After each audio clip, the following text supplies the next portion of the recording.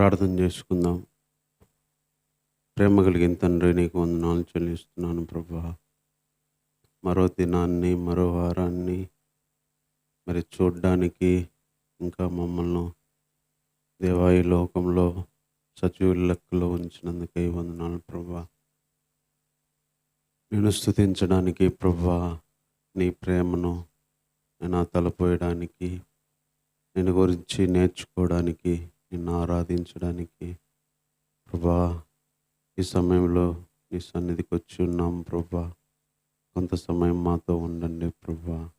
బలమైన నీ ఆత్మను దయచేయండి. వచ్చిన మాకు ప్రభా నీ సన్నిధిలో ఉన్న ఆ శక్తిని, బలాన్ని, ఆనందాన్ని, ఆత్మీయతను దయచేయండి ప్రభా. మేము హృదయపూర్వకంగా ప్రభా మనసారా నిన్ను పాడడానికి, నీ గురించి పాడుకుంటూ పరవశించి నిన్ను ఆరాధించడానికి కావలసిన మీ ఆత్మను దయచేయండి. అదేవిధంగా నువ్వెంత మంచి దేవుడో ప్రభువా, మాకేం చేశారో గుర్తు చేసుకోవడానికి, నిన్ను ఆరాధించడానికి సహాయం చేయండి. అలాగే కావలసిన వాక్యాన్ని కూడా మీరే మాకు దయచేయండి ప్రభువా. అన్ని విషయాల్లో ప్రభువా ఈ సమయం అంతా మీ చేతులకే అప్పగించుకుంటున్నాం ప్రభువా. అల్పులము, అయోగ్యులము అయినప్పటికీ ప్రభా నేను నిన్ను ఆరాధించగలిగే గొప్ప ధన్యత ఇచ్చావు. పరిశుద్ధుడు ప్రభా, పరిశుద్ధుడువు. నేను ఎక్కడ కూడా అపవిత్రత లేని నైనా ప్రభా ఉన్నతమైన దేవుడువు. మాలాంటి పాపులకి నైనా నీలాంటి పరిశుద్ధునికి ప్రభా ఆరాధించడానికి మాకు ఇచ్చిన ఈ ధన్యతను బట్టి స్తుతిస్తున్నాం ప్రభా. అలాంటి దేవుణ్ణి, అలాంటి ప్రేమ కలిగిన తండ్రిని మేము గుర్తు చేసుకొని కొంత సమయం నీ సన్నిధిలో ప్రభువా ఆరాధించడానికి సహాయం చేయండి దేవా. ముఖ్యంగా మా మధ్యలోనికి నీ ఆత్మను పంపించండి ప్రభువా. మీరు మాట్లాడి, మీరు ఈ సమయాన్ని మాకు దీవెనకరంగాను, మా హృదయాల్లో సంతోషాన్ని, ఆనందాన్ని, ఆత్మీయతను కలిగించే విధంగా చేయండి.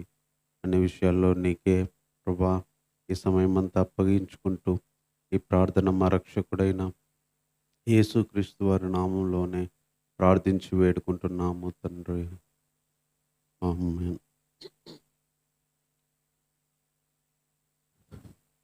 అత్యున్నత సింహాసనముపై ఆసీనుడా, దేవదూతలు ఆరాధించు పరిశుద్ధుడా, యేసయ్యా నా నిలువెల్ల నిండి ఉన్నావు. నా మనసారని సన్నిధిలో సాగిలపడి నమస్కారము చేసేదా, సాగిలపడి నమస్కారము చేసేదా.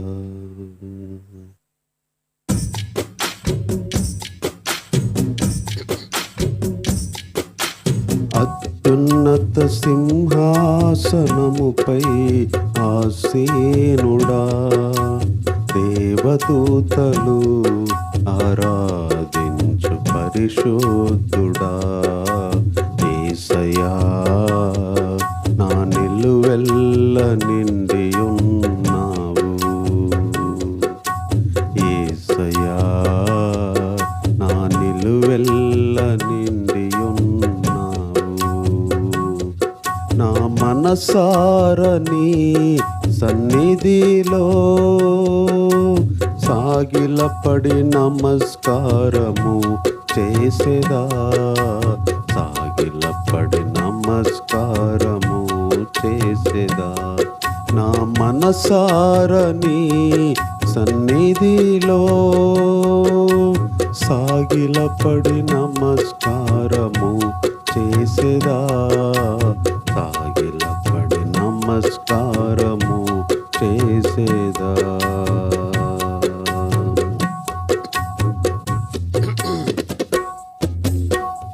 పక్షిరాజువై నీ రెక్కలపై మోసితివే, నీవే నా తండ్రివై నా బాధ్యతలు భరించితివే. పక్షిరాజువై నీ రెక్కలపై మోసితివే, నీవే నా తండ్రివై నా బాధ్యతలు భరించితివే. యెహోవా నిన్నే మహిమా పరచెదా స్తుతి గీతాలతో,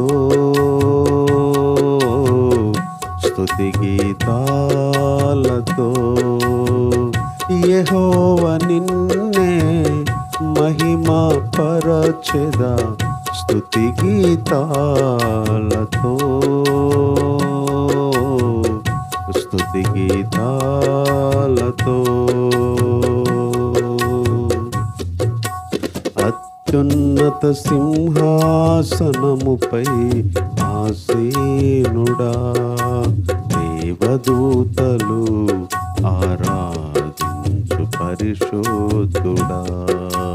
యేసయ్యా నా నిలువెల్ల నిండి ఉన్నావు, నా మనసారా నీ సన్నిధిలో సాగిలపడి నమస్కారము చేసేదా, సాగిలపడి నమస్కారము చేసేదా. ప్రతి వసంతము నీ దయా కిరీటమే, ప్రకృతి కలలన్నీయు నీ మహిమను వివరించునే.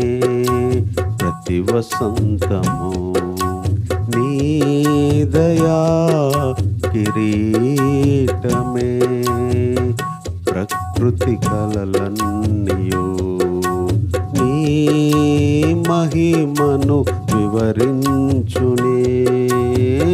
ప్రభువా నిన్నే ఆరాధించెదా కృతజ్ఞతార్పణలతో, కృతజ్ఞతార్పణలతో. ప్రభువా నిన్నే ఆరాధించెదా కృతజ్ఞతార్పణలతో, కృతజ్ఞతార్పణలతో.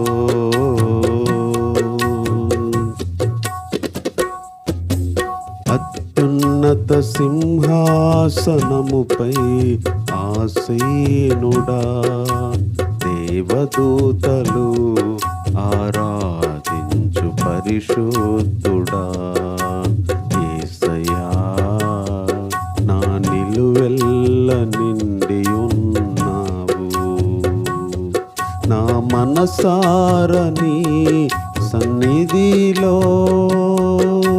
సాగిలపడి నమస్కారము చేసేదా, సాగిలపడి నమస్కారము చేసేదా.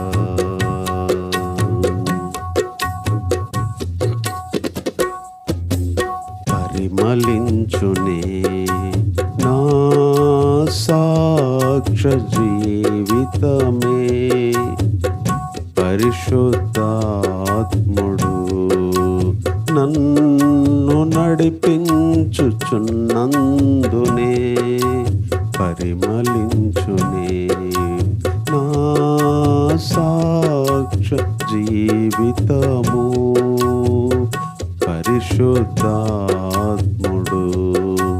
నన్ను నడిపించుచున్నందునే. పరిశుద్ధాత్మలో ఆనందించెదా హర్షధ్వనులతో, హర్షధ్వనులతో.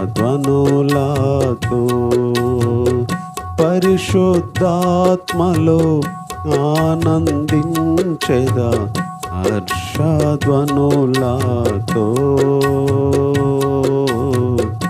హర్షధ్వనులతో. అత్యున్నత సింహాసనముపై ఆసీనుడా దేవదూతలు ఆరాధించు పరిశుద్ధుడా యేసయ్యా నా నిలువెల్ల నిండి ఉన్నావు. నా మనసారని సన్నిధిలో సాగిలపడి నమస్కారము చేసేదా సాగిలపడి నమస్కారము చేసేదా.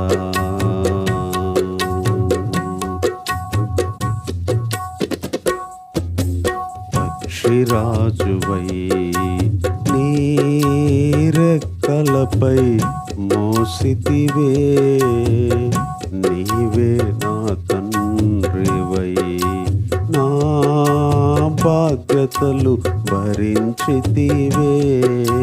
పక్షిరాజువై నీ రెక్కలపై మోసితివే నీవే నా తండ్రివై నా బాధ్యతలు భరించితివే. యెహోవా నిన్నే మహిమ పరచెదా స్తుతి గీతాలతో స్తుతి గీతాలతో. యెహోవా నిన్నే మహిమ పరచెదా స్తుతి గీతాలతో స్తుతి గీతాలతో.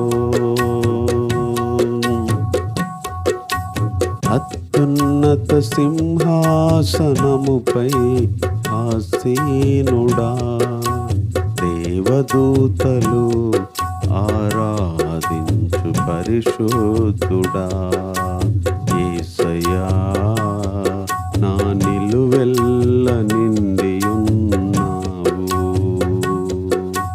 యేసయ్యా నా నిలువెల్ల నిండి ఉన్నావు. నా మనసారని సన్నిధిలో సాగిలపడి నమస్కారము చేసేదా సాగిలపడి నమస్కారము చేసేదా.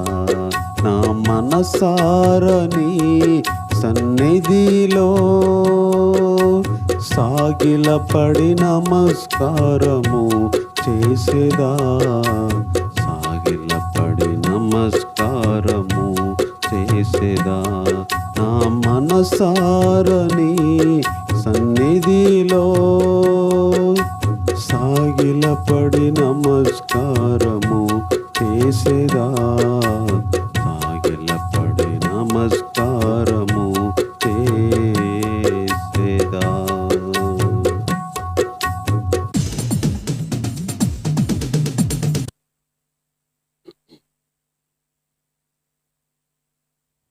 ప్రేమామృతం నీ సన్నిధి నిత్యము నా పెన్నిధి.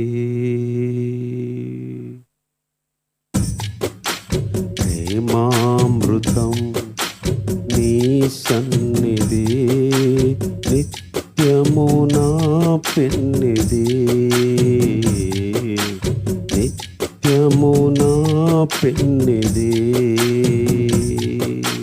ప్రేమామృతం నీ సన్నిధి నిత్యము నా పెన్నిధి నిత్యము నా పెన్నిధి.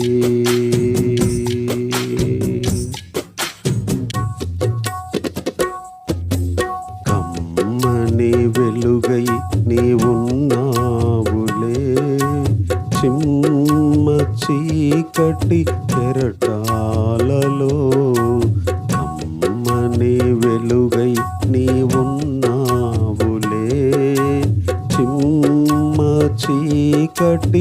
కెరటాలలో చీకటి తెరలు ఛేదించినావు. నీతి భాస్కరుడా నీవు నాకున్నావు. చీకటి తెరలు ఛేదించినావు. నీతి భాస్కరుడా నీవు నాకున్నావు. ప్రేమామృతం నీ సన్నిధి నిత్యము నా పెన్నిధి. నిత్యము నా పెన్నిధి.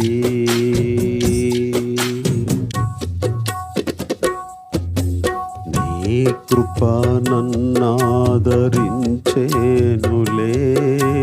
భీకర తుఫాను సుడిగాలిలో నీ కృప నన్నాదరించేనులే. భీకర తుఫాను సుడిగాలిలో కరములు చాచి నన్ను చేరదీసి పరిశుద్ధుడాని బస చేర్చినావు. కరములు చాచి నన్ను చేరదీసి పరిశుద్ధుడాని బస చేర్చినావు. ప్రేమామృతం నీ సన్నిధి నిత్యము నా పెన్నిధి. ప్రేమామృతం నీ సన్నిధి నిత్యము నా పెన్నిధి.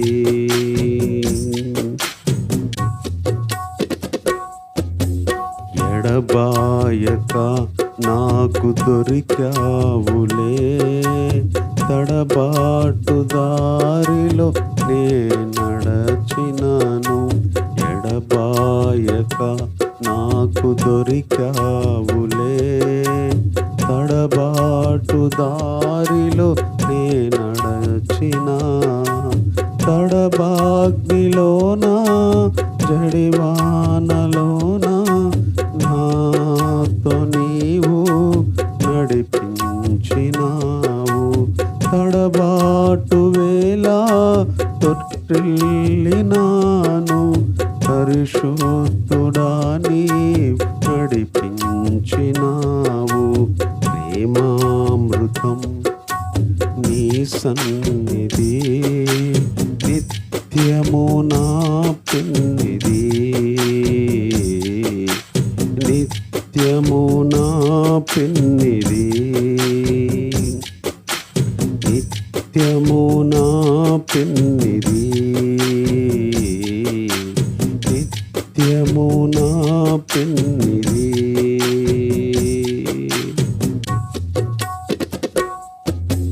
కమ్మని వెలుగై నీ ఉన్నావులే.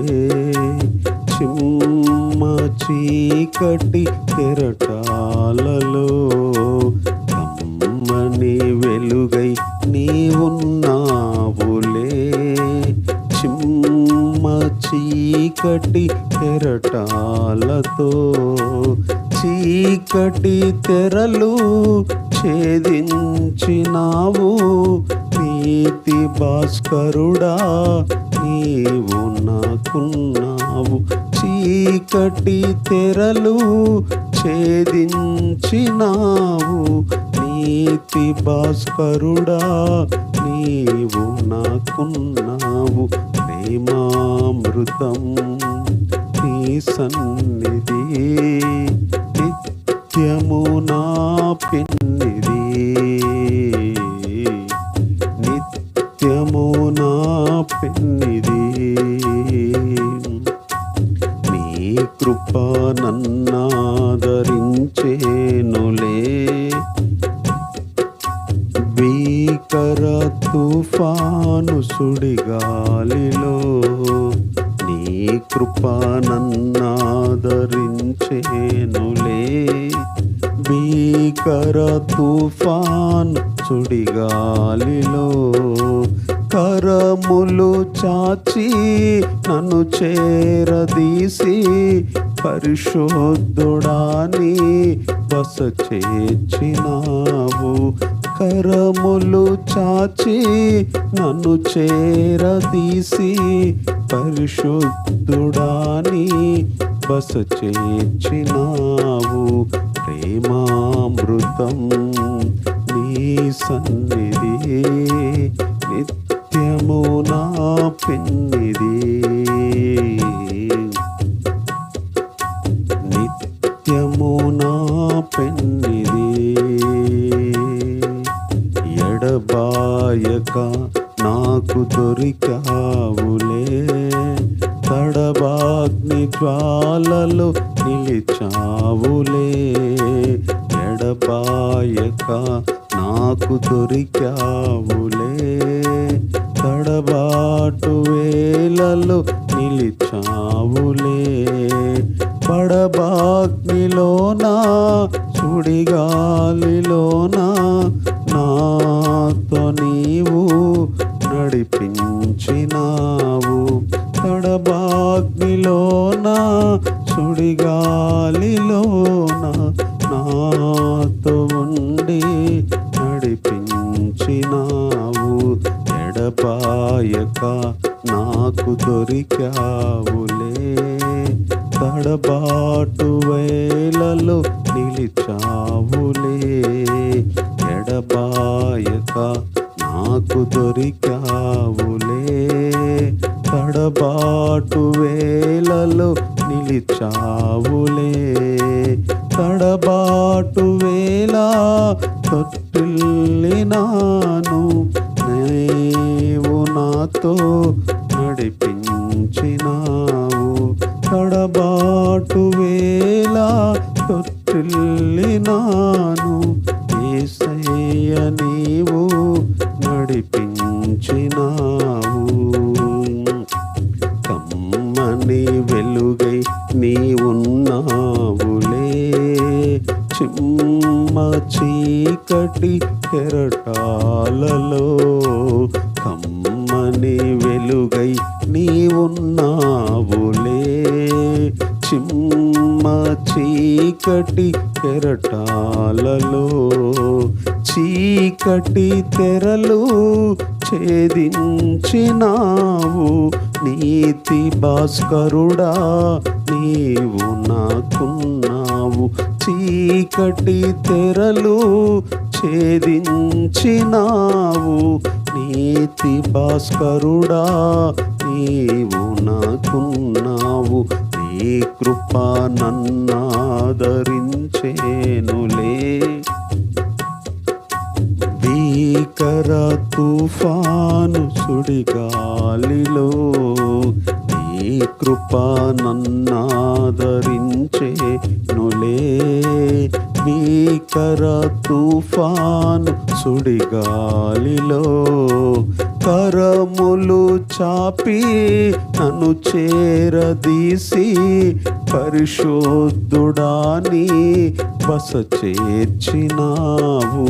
కరములు చాపి నన్ను చేరదీసి పరిశుద్ధుడాని బస చేర్చినావు. ప్రేమామృతం నీ సన్నిధి నిత్యము నా పెన్నిది. యేసయ్యా నిత్యము నా పెన్నిది. ప్రేమామృతం నీ సన్నిధి నిత్యము నా పెన్నిది. యేసయ్యా నిత్యము నా పెన్నిది. నిత్యము నా పెన్నిది. యేసయ్యా నిత్యము నా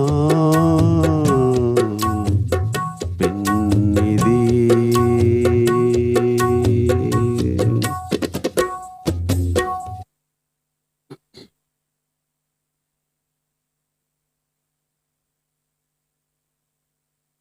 దేవుని ఆరాధించడానికి చిన్న వాక్యాన్ని చదువుకుందాం. ఎఫెసీలకు రాసిన పత్రిక మొదటి అధ్యాయము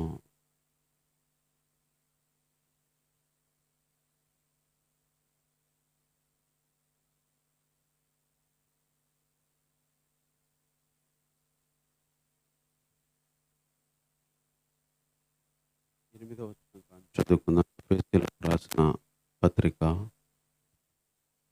మొదటి అధ్యాయము 8వ వచనం చదువుకుందాం. కాలము సంపూర్ణమైనప్పుడు జరగవలసిన ఏర్పాటును బట్టి ఆయన తన దయా సంకల్పము చొప్పున తన చిత్తమును గూర్చిన మర్మమును మనకు తెలియజేసి మనకు సంపూర్ణమైన జ్ఞాన వివేచన కలుగుటకు ఆ కృపను మన ఎడల విస్తరింపచేసెను. ఇక్కడ పౌలు గారు ఎఫెసీ సంఘస్థులకు చెప్తూ, దేవుడంట కాలము సంపూర్ణమైనప్పుడు జరగవలసిన ఏర్పాటును బట్టి దేవుడు తన దయా సంకల్పము చొప్పున తన చిత్తమును గూర్చిన మర్మము మనకు తెలియజేసి, దేవుడు మరి టయానికి జరగాల్సిన ఏర్పాటును బట్టి, సమయానికి జరగాల్సిన ఏర్పాటును బట్టి తన దయా సంకల్పం చొప్పున తన చిత్తమును గూర్చిన మర్మము మనకు తెలియజేశాడు అంటున్నాడు. దేవుని ఇష్టం ఏంటో, దేవుని చిత్తం ఏంటో, దేవుని ఆలోచన ఏంటో ఆ మర్మాన్ని మనకు తెలియజేశాడని చెప్తున్నాడు. పాత నిబంధన టైంలో కానీ, ఇంకా యేసుప్రభు రాకముందు కానీ ఇదంతా మర్మంలాగే ఉంది. అంటే ఎవరికి అది బయలుపరచబడలేదు, తెలియజేయబడలేదు. దేవుడు ఒక టైం అనుకున్నాడు. అందుకే కాలములను బట్టి, కాలము సంపూర్ణమైనప్పుడు, అంటే యేసుప్రభు రావాల్సిన టైము ఈ భూమి మీదకి, ఆ టైము సంపూర్ణమైనప్పుడు జరగాల్సిన ఏర్పాటు, అంటే పలానా టైములో పలాంది జరగాలని దేవుడు ఎప్పుడో ఏర్పాటు చేశాడు. అప్పటిదాకా ఆయన చిత్తాన్ని గుర్చిన మర్మమంతా మరుగ్గానే ఉంది, ఎవరికి తెలియబడలేదు. అయితే దేవుడు కాలాన్ని బట్టి జరగాల్సిన ఏర్పాటు, ఆ యొక్క మర్మాన్ని మనకు తెలియజేశాడు అంటున్నాడు. ఒకప్పుడున్న విశ్వాసులకి, మరి యేసుప్రభు రాకముందు పాత నిబంధనలో ఉన్న వారికి ఈ మర్మం లేదు. ఒకవేళ యేసుప్రభు రాకపోతే ఈ విషయాలు మన దాకా వచ్చేవి కాదు. ఎందుకంటే అప్పుడు దేవుడు ఓన్లీ ఇశ్రాయేల్ ప్రజలకే దేవుడు, ఆ యూదా ప్రజలకు ఆ యెరూషలేములోనే ఉండేవాడు. మనందరం అన్యజనులం. కానీ యేసుప్రభు వచ్చి ఆయన అందరికీ దేవుడు, అందరికీ ప్రభు, అందరూ దేవునిలోకి రావచ్చు, అందరూ సువార్త నమ్మొచ్చు అనే ఈ మర్మాన్ని మరి మనకు ఈ యుగంలో తెలియజేశాడంట. అందుకే పౌలు గారు చెప్తున్నాడు, తన చిత్తాన్ని గూర్చిన మర్మము మనకు తెలియజేశాడు.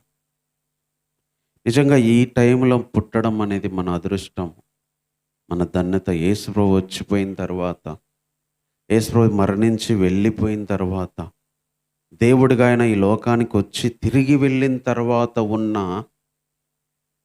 ఈ ప్రజలమైన మనము నిజంగా ధన్యులం.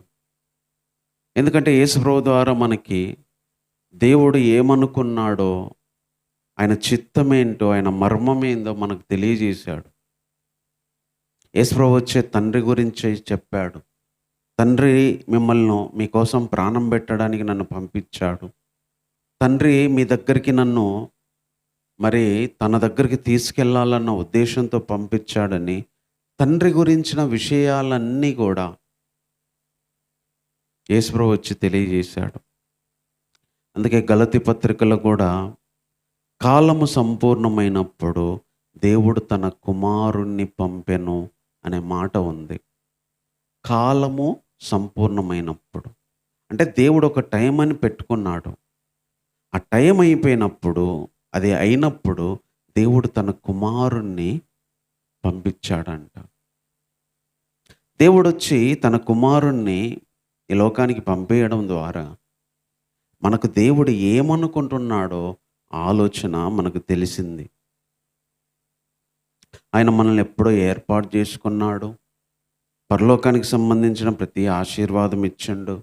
మన పాపాలకి క్షమాపణ ఇచ్చాడు. ఈ మర్మాలన్నీ మనకు ఒకప్పుడు తెలియవు. యేసుప్రభు వచ్చి తెలియజేశాడు. అంటే ఈరోజు దేవుడు ఎలాంటి వాడంటే తన చిత్తమేంటో, తన ఇష్టమేంటో అది మనకు తెలియజేసేవాడు. అది మర్మం అంట. మర్మాన్ని కూడా మనకు తెలియజేశాడు. లేదంటే ఎప్పుడు ఇది మర్మంలాగే మిగిలిపోయేది. మనం దేవునిలోకి వచ్చేవాళ్ళం కాదు. రక్షణ అంటే, మారు మనసు అంటే, బాప్తిస్మం అంటే, సువార్త అంటే, పరలోకము, పునరుద్ధానము, రాకడ, ఇవన్నీ మనకు తెలిసేవి కాదు. ఈ మర్మమంతా దేవుడు బయలుపరిచాడు. ఈ మర్మమంతా దేవుడు తెలియజేశాడు. అవి ఈరోజు మనం తెలుసుకొని దేవునిలో ఆనందించగలుగుతున్నాం. కొంతమందికి ఇది ఇంకా మర్మంలాగే ఉంది. కొంతమంది కన్నులకి ఇవి ఇంకా అర్థం కావట్లేదు. ఎన్నిసార్లు చెప్పినా ఎంతోమంది వినరు, తెలుసుకోరు. ఈ మర్మము, దేవుని గురించిన విషయాలు ఎక్కువ. అందుకని దేవుని మర్మాలు అందరికీ అర్థం కావు. కానీ దేవుని కృపను బట్టి ఒక్కొక్క టైంలో ఒక్కొక్కరిని దేవుడు పట్టుకొని తన మర్మాన్ని తెలియజేసి, తన ఉద్దేశాన్ని తెలియజేసి, దేవుని కొరకు బ్రతికే వారిలో మనల్ని ఉంచాడు. అందును బట్టి దేవుణ్ణి మనం స్తుతించాలి. తన ఉద్దేశం ఏంటి, తన ఆలోచన ఏంటి అని దేవుడు తన మర్మాన్ని మనకు తెలియజేశాడు అంట. దేవుడు ఏమనుకున్నాడో అది మనకు తెలియజేశాడు. ఈరోజు కూడా దేవుని ఉద్దేశాలు మనకు తెలియజేస్తూనే ఉంటాడు. దేవుడు మాట్లాడుతూనే ఉంటాడు. దేవుని ఆలోచనలు తెలియజేస్తూనే ఉంటాడు. దేవుని ఇష్టాలు తెలియజేస్తూనే ఉంటాడు. అలా ప్రతిరోజు మనల్ని నడిపిస్తూనే ఉంటాడు. అలాంటి గొప్ప దేవుడు ఈరోజు మనకున్నాడు. తన అభిప్రాయాలు ఏంటో, తన ఆలోచనలు ఏంటో, తన సంకల్పం ఏంటో, తన అనుకున్న ఆ యొక్క ఆ కార్యాలేంటో మనకు ఎప్పుడు దేవుడు తెలియజేస్తూనే ఉంటాడు. ఆయన చెప్పాల్సిన అవసరం లేదు, మనకు తెలియజేయాల్సిన అవసరం ఆయనకు లేదు. కానీ మన మీద ఉన్న ప్రేమను బట్టి ప్రతిదీ మనకు ఆ మర్మాలను సైతము దేవుడు తెలియజేస్తున్నాడు. అదే ఎఫెసీలో ఉన్న సంఘానికి పౌలు గారు ఇక్కడ చెప్తున్నారు. తర్వాత ఇంకేమంటున్నాడంటే, మనకు సంపూర్ణమైన జ్ఞాన వివేచన కలుగుటకు ఆ కృపను మన ఎడల విస్తరింప చేసెను అంటున్నాడు.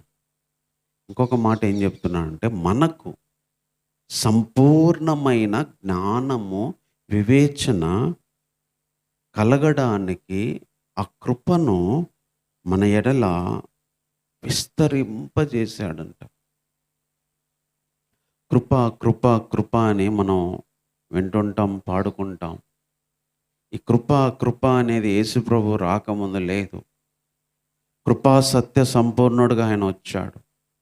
కృప వెంబడి కృప పొందుతున్నాం. కృప అంటే దేవుడు మనకిచ్చిన ఆ గొప్ప వరం, అది కృప. ఈ కృపనంట మన ఎడల విస్తరింపజేశాడంట. అంటే ఒక పట్ట పరిసినట్టు, లేకపోతే విస్తరింప చేయడం అంటే ఇంకా వెడల్పు చేసేసాడు మన మీద. ఎందుకంటే దేవుని గురించిన సంపూర్ణ జ్ఞాన వివేచన మనకు కలగడానికి. అంటే దేవుని గూర్చిన జ్ఞానము, వివేచన మనకు కలగడానికి దేవుడు తన కృపను మన ఎడల విస్తరింపజేశాడంట. దేవుని గూర్చిన జ్ఞానం. ఒకప్పుడు మనకు దేవుని గూర్చిన అవగాహన లేదు. దేవుని ఆలోచన ఏంటో తెలియదు. దేవుని ఉద్దేశం ఏందో తెలియదు. ఆయన గురించిన అవగాహన, ఆయన గురించిన జ్ఞానము, ఆయన గురించిన ఆలోచన ఆయన కృపను బట్టి మనం తెలుసుకోవడానికి ఆ కృపనంట మనల్ని విస్తరింపజేశాడంట. అంటే విస్తారంగా కృపను కురిపించాడు. అదే ఇక్కడ పౌలు గారు చెప్తున్నాడు. దేవుని గురించి మనం తెలుసుకోవడానికి దేవుడు తన కృపను విస్తారంగా మన మీద విస్తరింపజేశాడని చెప్తున్నాడు. నిజంగా దేవుని గురించి తెలియడం అనేది గొప్ప జ్ఞానం. అందుకే యోబు గ్రంథంలో చెప్తాడు, బంగారం ఎక్కడుందో కనుక్కోవచ్చు, వెండికి ఎక్కడుందో తెలుసు, మరి జ్ఞానం ఎక్కడ దొరికిద్దో ఎవరికి తెలియదు. అది దేవుని యందు భయభక్తులు కలిగి ఉండడం, దేవుణ్ణి తెలుసుకోవడమే జ్ఞానం అన్నాడు. వస్తువులు కనిపెడితే జ్ఞానం అనుకుంటారు ఈ లోకంలో మనుషులు. లేకపోతే ఏదో పెద్ద పెద్ద పరికరాలు కనపడితే, పెద్ద పెద్ద మరి లోకానికి సంబంధించిన విషయాలు కనిపెడితే జ్ఞానము, జ్ఞానులు అంటారు. కానీ అవన్నీ ప్రతి ఒక్కరు తెలుసుకోవచ్చు. కానీ నిజమైన జ్ఞానము అది దేవుని గురించింది అని మనకి యోబు గ్రంథంలో చెప్తాడు. దేవుని యందు భయభక్తులు కలిగి ఉండడమే జ్ఞానం. అంటే ఈ లోకంలో ఈ వస్తువులు మరి ఇవన్నిటి గురించి తెలుసుకున్నా అవి నశించిపోతాయి, తెలుసుకున్న వ్యక్తి నశించిపోతాడు. వాటి వల్ల ఏం ప్రయోజనం లేదు. బంగారం ఎక్కడ దొరికిద్దో కనుక్కున్నా, డైమండ్లు ఎలా దొరికిద్దో కనిపెట్టుకున్నా, విమానం, హెలికాప్టర్లు, ఇంకా పెద్ద పెద్ద ఎన్ని కనిపెట్టినా ఒక వ్యక్తిని మరణించకుండా మరణం తర్వాత ఆ వ్యక్తి ఎక్కడికి వెళ్తాడో దాన్ని అవి ఆపలేవు. అందుకే ఈ లోక జ్ఞానం దేవుని దృష్టిలో వెర్రితనం అంట. ఈ లోక జ్ఞానము దేవుని దృష్టిలో వెర్రితనం అన్నాడు పౌలు గారు ఇంకో చోట. అంటే దేవుని జ్ఞానం అంటే దేవుడు ఏంటి, దేవుని యొక్క ఆలోచన ఏంటి, దేవుని ఉద్దేశం ఏంటి అని దేవుని గురించి సంపూర్ణ జ్ఞాన వివేచన మనకు కలగడానికి ఆ కృపను విస్తరింపజేశాడు. ఈ లోకంలో ఎంతోమంది జ్ఞానులు ఉన్నారు, గొప్పవారు ఉన్నారు, తెలివైన వాళ్ళు ఉన్నారు. అది లోక సంబంధమైన జ్ఞానం. బహుశా రేపు వాళ్ళందరూ ఈ లోకపరంగా ఎంతో జ్ఞానం సంపాదించినా కూడా దేవుని గురించిన జ్ఞానం లేక, దేవుణ్ణి తెలుసుకోక ఎంతోమంది నరకానికి వెళ్ళొచ్చు.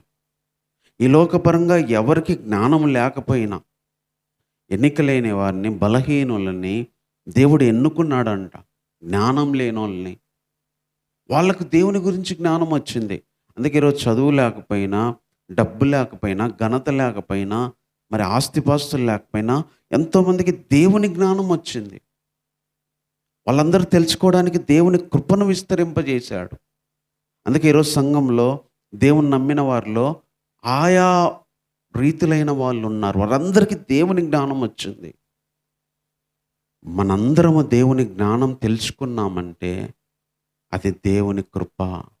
అదే చెప్తున్నాడు, మనందరికీ సంపూర్ణ జ్ఞాన వివేచన కలగడానికి దేవుడంట తన కృపను విస్తరింపజేశాడు. దేవుడు తన కృపను విస్తరింపజేశాడు. తర్వాత ఇంకొక ఆలోచన ఇక్కడ చెప్తున్నాడు. ఈ సంకల్పాన్ని బట్టి ఆయన పరలోకములో ఉన్నవే కానీ, భూమి మీద ఉన్నవే కానీ సమస్తమును క్రీస్తునందు ఏకముగా సమకూర్చుకోవాలని తనలో తాను నిర్ణయించుకున్నాడంట. దేవుడి గురించి మనకు ఒక ఆలోచన ఇక్కడ చెప్తున్నాడు. దేవుడు అనుకున్నాడంట, పరలోకంలో ఉన్నవైనా భూమి మీద ఉన్నవైనా వీటన్నిటిని క్రీస్తు ద్వారా ఏకం చేయాలి అని తనలో తాను నిర్ణయించుకున్నాడంట. పరలోకంలో ఎవరున్నాడు? దేవుడు ఉన్నాడు, దేవదూతలు ఉన్నారు, యేసుప్రభు ఉన్నాడు. భూమి మీద మనమున్నాం, మానవులు ఉన్నాం. పరలోకంలో ఉన్న దేవుణ్ణి భూమి మీద ఉన్న మనల్ని ఏకము చేయాలని దేవుడు నిర్ణయించుకున్నాడంట. తనలో తాను నిర్ణయించుకున్నాడు. ఇప్పుడు తన మనసులో తను అనుకుంది మనకు చెప్తే తప్ప తెలియదు. అందుకే దేవుడు తన మర్మాన్ని తెలియజేశాడు. దేవుని గురించిన జ్ఞానం మనకిచ్చాడు.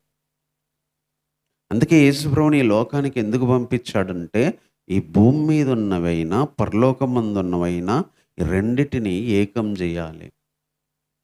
అందుకే ఆయన భూమికి, ఆకాశానికి మధ్యలో వేలాడబడ్డాడు. అటు తండ్రికి మన చెయ్యి కలపడానికి, పరలోకంలో ఉన్నవి, భూమి మీద ఉన్నవి కలపడానికి. అందుకే రేపు ఈ భూమిని పరలోకానికి తీసుకెళ్ళి, భూమి ఆకాశాలను తీసేసి, ఈ భూమి మీద ఉన్న మనల్ని, పరలోకంలో ఉన్న తండ్రిని ఏకం చేసి, నూతనమైన యెరూషలేము అనే పట్టణానికి మనల్ని తీసుకెళ్ళే ఒక గొప్ప ఏర్పాటు దేవుడు అనుకున్నాడు.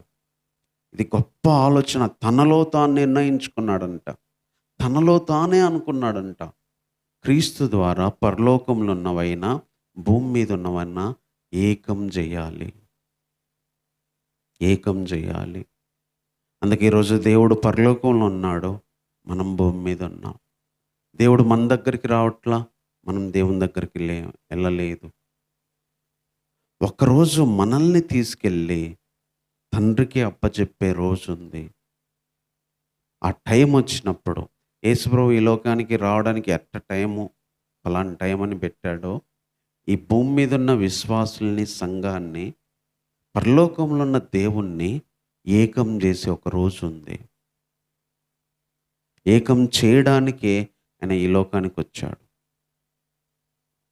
మరి ఏకం చేయాలంటే దేవుడు పరిశుద్ధుడు కాబట్టి, మనం కూడా అలా పరిశుద్ధులుగా మార్చి, ఆయనలాగా మార్చి ఇద్దరిని కలపాలి. ఇది తండ్రి ఆలోచన అని యేసుప్రభు వచ్చి దాన్ని నెరవేర్చాడు. యేసుప్రభు ఆ పని జరిగించడానికి వచ్చాడు. అందుకే యేసుప్రభుకు మనం మధ్యవర్తి అన్నాడు. మానవునికి దేవునికి మధ్యవర్తి ఒక్కడే, ఆయన యేసుక్రీస్తునే నరుడు అన్నాడు. మానవులకి దేవునికి మధ్యవర్తి. మనిషికి మధ్యవర్తి ఉంటాడు, కానీ మనిషికి దేవునికి మధ్యవర్తి యేసుప్రభు. అందుకే ఒక పక్క ఆయన దేవుడు, ఒక పక్క ఆయన మనిషిగా పుట్టాడు కాబట్టి మానవుడు. ఇటు మన దగ్గరికి రాగలిగాడు దేవుడు కాబట్టి, పరలోకానికి వెళ్ళగలిగాడు. ఎందుకంటే ఇద్దరిని ఏకం చేయాలి, భూమి మీద ఉన్నవి, పరలోకంలో ఉన్నవి.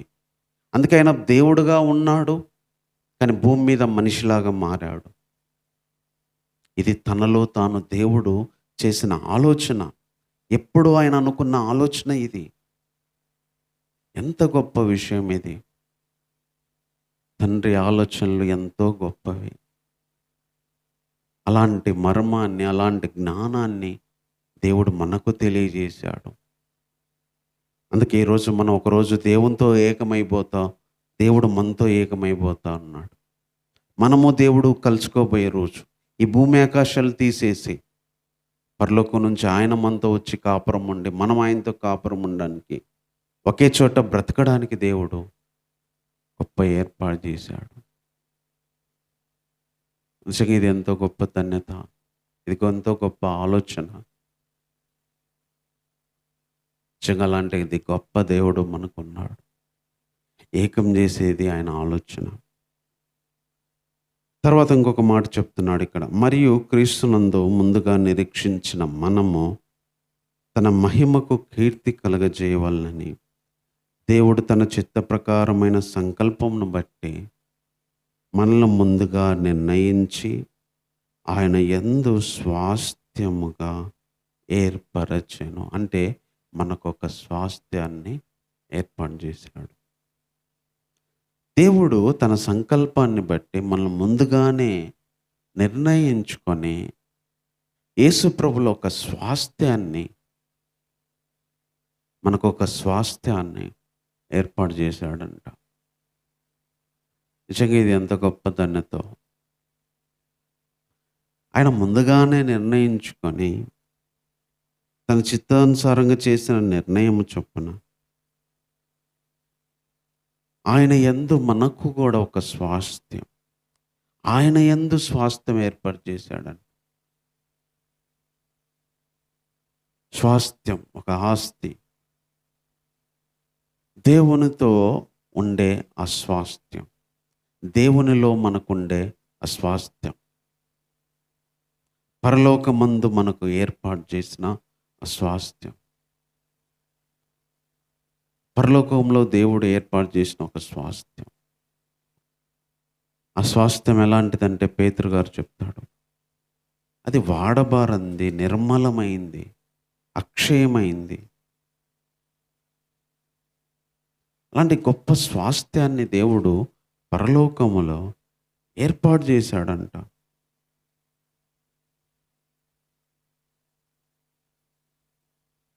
దేవుడు మనకు ఒక స్వాస్థ్యాన్ని ఏర్పాటు చేశాడు. దేవుని యందు స్వాస్థ్యం ఇచ్చాడు. ఆయన యందు స్వాస్థ్యముగా ఏర్పరచెను. మనకొక స్వాస్థ్యాన్ని ఏర్పరిచాడు. దేవునిలో ఉండడానికి దేవుడు ఏర్పాటు చేశాడు. మనకొక స్వాస్థ్యాన్ని ఏర్పాటు చేశాడు. ఇదంతా దేవుడు చేసిన ఆలోచన, దేవుని యొక్క నిర్ణయం ఇది, దేవుని యొక్క ఉద్దేశం ఇది, దేవుని యొక్క సంకల్పం ఇది, దేవుని యొక్క ఆలోచన ఇది. దేవుడు పరలోకమందు యేసు ప్రభువు ద్వారా మనకొక స్వాస్థ్యం ఏర్పాటు చేశాడు. నిజంగా ఈ లోకంలో తల్లిదండ్రులుగా పుట్టిన పిల్లలకే తమ స్వాస్థ్యాన్నైనా ఆస్తినైనా అప్పగిస్తారు. పిల్లలు కాని వారికి ఇవ్వరు. అలాగే మనము దేవుని పిల్లలం కాకముందు మనకు స్వాస్థ్యం లేదు, దేవునిలో భాగం లేదు, దేవునిలో జీవితం లేదు. దేవునిలో భాగం చేసి, దేవుని ఇంటిలో భాగం చేసి, పరలోక సంబంధమైన స్వాస్థ్యాన్ని దేవుడు మన కొరకు ఏర్పాటు చేశాడు. అందుకనే మనం దేవుణ్ణి ఎంతో ఆరాధించడానికి అర్హత కలిగి ఉన్నాం. దేవుడు మనకు ఒక స్వాస్థ్యాన్ని ఏర్పాటు చేశాడు. ఈ లోకపరంగా ఏ స్వాస్థ్యం లేకపోయినా పరలోకములో దేవుడు ఒక స్వాస్థ్యాన్ని ఎప్పుడో ఏర్పాటు చేశాడు. ఎంత తన ఆలోచన, తన నిర్ణయం. అందుకే తాను చేసిన ఆ నిర్ణయం చొప్పున సమస్త కార్యాలు ఆయన జరిగిస్తున్నాడంట. అంటే ఆయన అనుకున్న ఆలోచనల ప్రకారము ప్రతిదీ జరిగిస్తున్నాడు. మనం ఎప్పుడు రక్షించబడాలి, ఎలా రక్షించబడాలి, క్రీస్తు ఎలా రావాలి, దేవుని గురించి మనం ఎలా తెలుసుకోవాలి, దేవునిలోకి వచ్చిన వాళ్ళకి ఏముండబోతుంది, అలా ప్రతిదీ ఆయన చేసిన చిత్తం చొప్పున, ఆయన చేసిన ఆలోచన చొప్పున జరిగిస్తున్నాడు. మళ్ళీ యేసుప్రభు ఎప్పుడు రావాలి, మళ్ళీ ఎప్పుడు మనల్ని తీసుకెళ్ళాలి, పరలోకంలో మనల్ని ఎప్పుడు ఉంచాలి, ఈ భూమి ఆకాశాలను ఎప్పుడు తీసేయాలి, నూతన ఆకాశాన్ని నూతన భూమిని ఎప్పుడు సృష్టించాలి, ప్రతిదీ దేవుడు తాను చేసిన నిర్ణయం చొప్పున, తన ఆలోచన చొప్పున అన్నీ జరిగిస్తున్నాడంట, సమస్తం జరిగిస్తున్నాడంట. దేవుడు తన ఆలోచన చొప్పున ప్రతిదీ జరిగిస్తున్నాడు. అందుకే దేవుని ప్రేమించే వారికి, అంటే దేవుని సంకల్పంలో పిలువబడే వారి కోసం ప్రతిదీ కూడా సమకూర్చి జరిగిస్తాడు. అందుకే మొదట పాపం వచ్చింది, మళ్ళీ దేవుడు పరిహారంగా యేసుక్రీస్తును పంపించాడు. ఇలాగ ప్రతిదీ ఆయన ఒక టయాన్ని బట్టి, ఒక కాలాన్ని బట్టి, ఒక సమయాన్ని బట్టి, ఏది ఎప్పుడు ఎలా జరగాలో అలా అన్నీ జరిగిస్తూ వస్తున్నాడంట. ఆయన చేసిన ఆలోచన ప్రకారం ఈ భూమి, ఆకాశం, ఈ సృష్టిలో ఉందంతా జరుగుతుందంట. మన జీవితాల్లో కూడా ప్రతిదీ ఆయన చెప్తున్న ప్రకారమే జరుగుతుంది. ప్రతిదీ కూడా మన మేలు కోసం అలా జరిగించగలడంట ఆయన. అందుకే ఆయన చిత్తాన్ని చొప్పున, ఆయన చేసిన నిర్ణయం చొప్పున ప్రతిదీ సమస్తమైన జరిగిస్తున్నాడు. తర్వాత ఇంకొక వాక్యం ఇక్కడ చెప్తున్నాడు, మీరును సత్యవాక్యమును అనగా మీ రక్షణ సువార్తను విని క్రీస్తునందు విశ్వాసం ఉంచి వాగ్దానము చేయబడిన ఆత్మచేత ముద్రించబడితిరి. దేవుని మహిమకు కీర్తి కలుగుటకై ఆయన సంపాదించుకున్న ప్రజలకు విమోచన కలుగు నిమిత్తము ఈ ఆత్మ మన స్వాస్థ్యమునకు సంచకరువుగా ఉన్నాడు. మనందరం కూడా సత్యము, వాక్యము, రక్షణ సువార్త విని విశ్వాసముంచి దేవుని ఆత్మ చేత మనల్ని ముద్రించాడంట. దేవుళ్ళకి వచ్చిన వాళ్ళందరూ దేవుని ఆత్మ చేత మరి సీల్ చేయబడ్డారు. ఒక ముద్ర వేసినప్పుడు ఎట్లా ఉండిద్దో, దేవుని సత్య వాక్యాన్ని విని సువార్తను నమ్మి విశ్వాసం ఉంచిన వాళ్ళందరికీ తన ఆత్మను పంపించి ఆయన ముద్ర వేశాడంట. ఆత్మ చేత ఆయన ముద్రించాడంట. ఆత్మను పంపించడం ద్వారా మనందరం ఆయన బిడ్డలమని ఒక ప్రూఫ్ అన్నమాట. ఒక గుర్తేశాడు.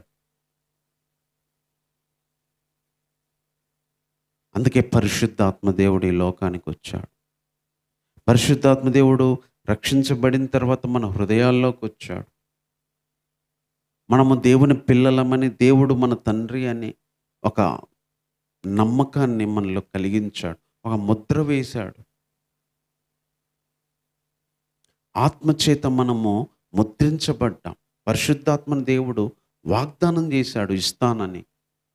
ఆ వచ్చిన పరిశుద్ధాత్మ దేవుడు మనల్ని దేవుని పిల్లలంగా సువార్త విని రక్షణ సువార్త విన్న వారందరినీ దేవుని పిల్లలుగా ఒక ముద్ర వేశాడు. మనం ముద్రించబడిన వాళ్ళం ఆత్మచేత. ఆత్మచేత మనం సీల్ చేయబడిన వాళ్ళం. ఆత్మచేత మనం గుర్తించబడిన వాళ్ళం. మనం రక్షణ వాక్యాన్ని విన్నవారం, సువార్తను నమ్మిన వాళ్ళం, విశ్వసించిన వాళ్ళం. నమ్మిన వారందరికీ దేవుడు తన పరిశుద్ధాత్మని ఇచ్చాడు.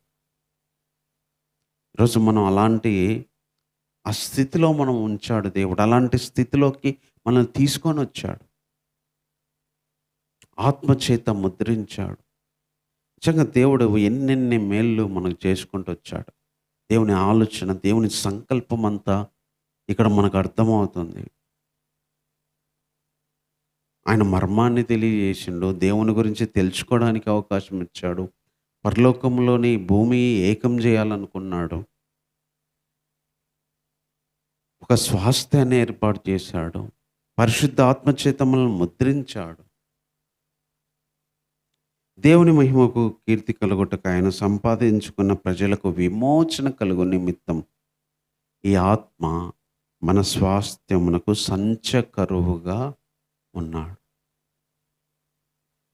మన ఆత్మచేత ముద్రించడమే కాదు, దేవుని మహిమ కీర్తి కలగాలని ఈ ఆత్మ మన స్వాస్థ్యానికి సంచకరువుగా ఉన్నాడంట. అంటే మనకి ఇయ్యబడే స్వాస్థ్యానికి పరిశుద్ధాత్మ సంచకరువు, భయానలాగా. తన ఆత్మనిచ్చి దేవుడు మనకు ఒక స్వాస్థ్యం ఉంది, మనం విమోచించబడిన వాళ్ళము, మనం ఆయనకు మహిమకి కీర్తి కలుగజేసే వాళ్ళమని తన ఆత్మని మనకు ఒక భయానలాగా, సంచకరువులాగా మనకిచ్చాడంట. ఈ ఆత్మ మన స్వాస్థ్యానికే సంచకరువుగా ఉన్నాడు. పరిశుద్ధాత్మ దేవుడు,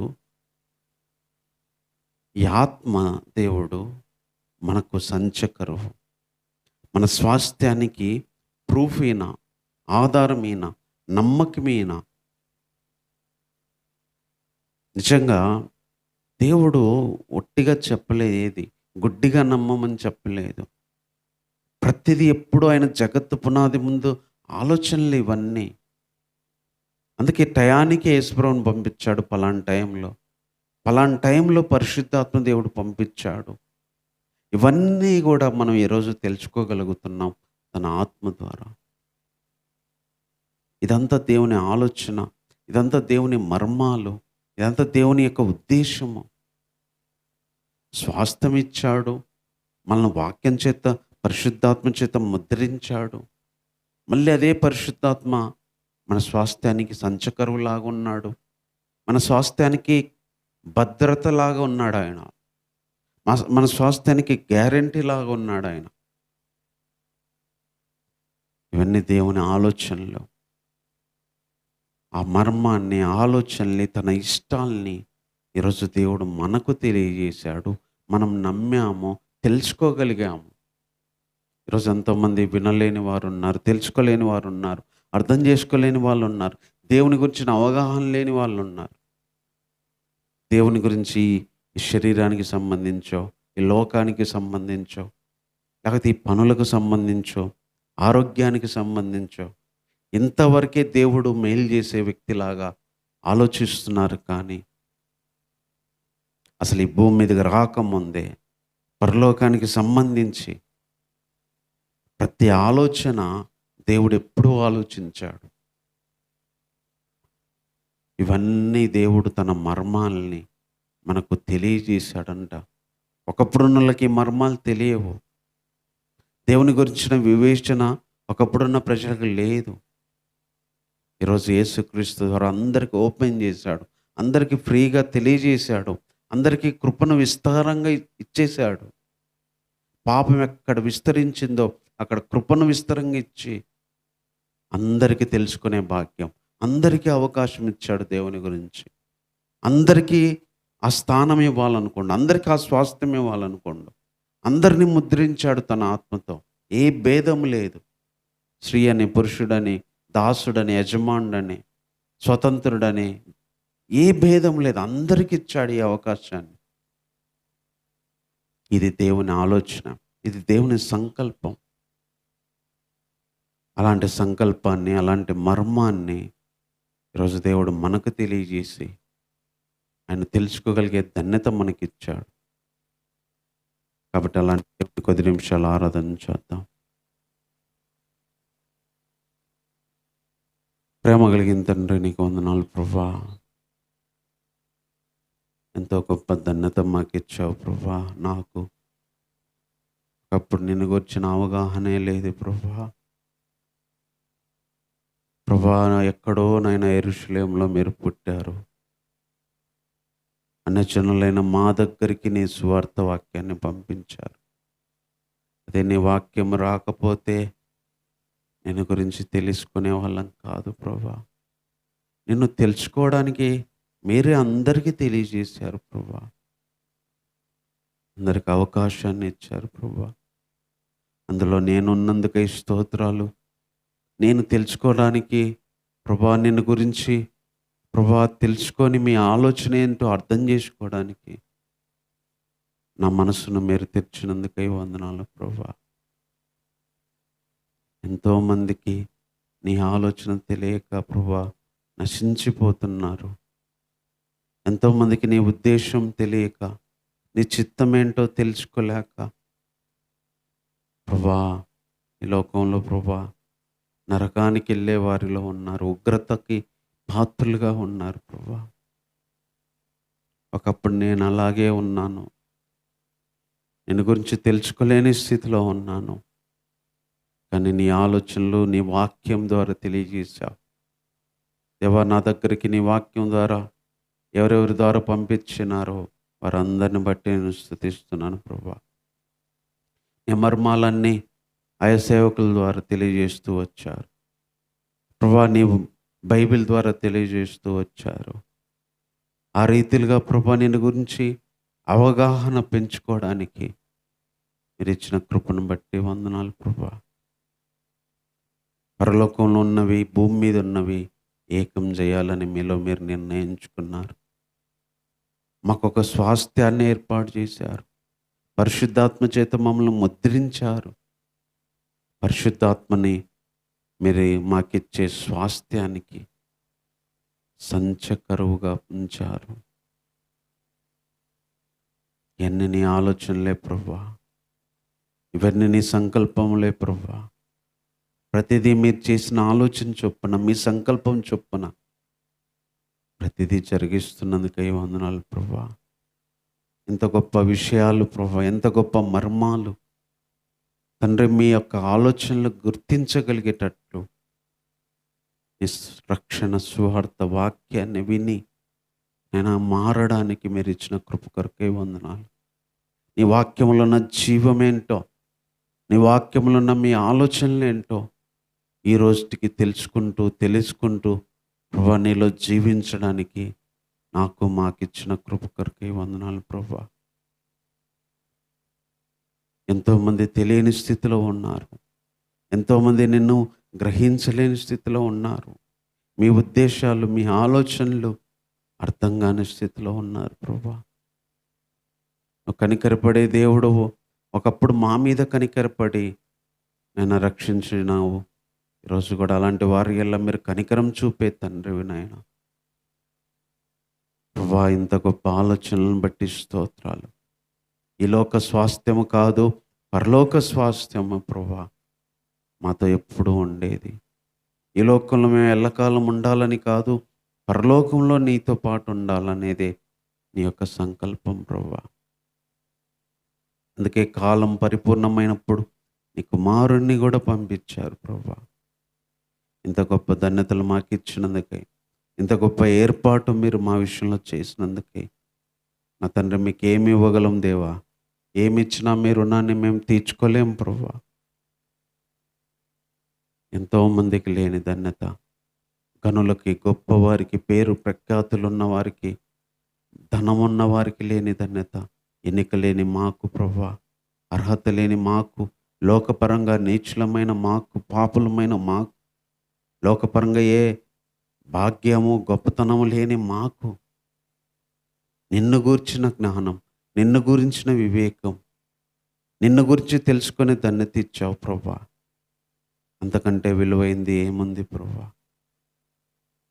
అలాంటి దేవునికి మేము ఏమిచ్చి నీ రుణాన్ని తీర్చుకోగలం తండ్రి? నీకేమీ మేము చెల్లించలేక ప్రభా, ఈ మన దీన స్తుతి ఆరాధన మా రక్షకుడైన యేసుక్రీస్తు వారి నామంలోనే సమర్పిస్తున్నాము తండ్రి. ఆమేన్.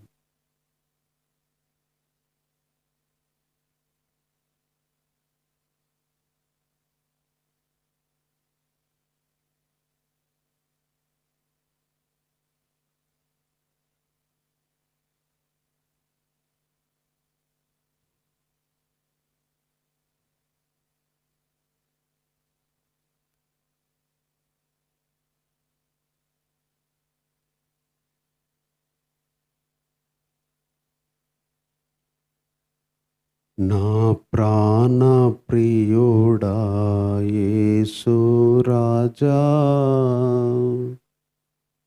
అర్పింతును నా హృదయార్పణ. విరిగి నలిగిన హృదయముతో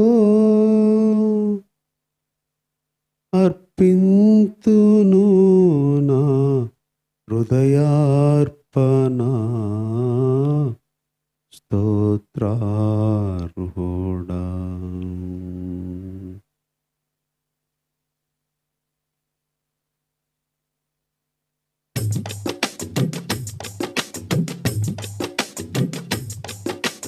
నా ప్రాణ ప్రియుడా యేసు రాజా, అర్పింతును నా హృదయార్పణ. విరిగి నలిగిన ఆత్మతోను హృదయపూర్వక ఆరాధనతో సత్యముగా.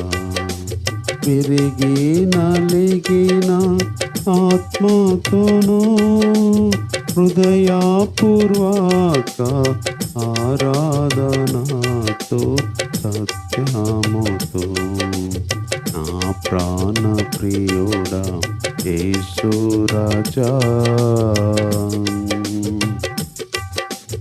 అద్భుతకరుడాలోచన, ఆశ్చర్య సమాధాన ప్రభువా, అద్భుతకరుడా ఆలోచన, ఆశ్చర్య సమాధాన ప్రభువా, బలవంతుడా బహుప్రియుడా, మనోహరుడా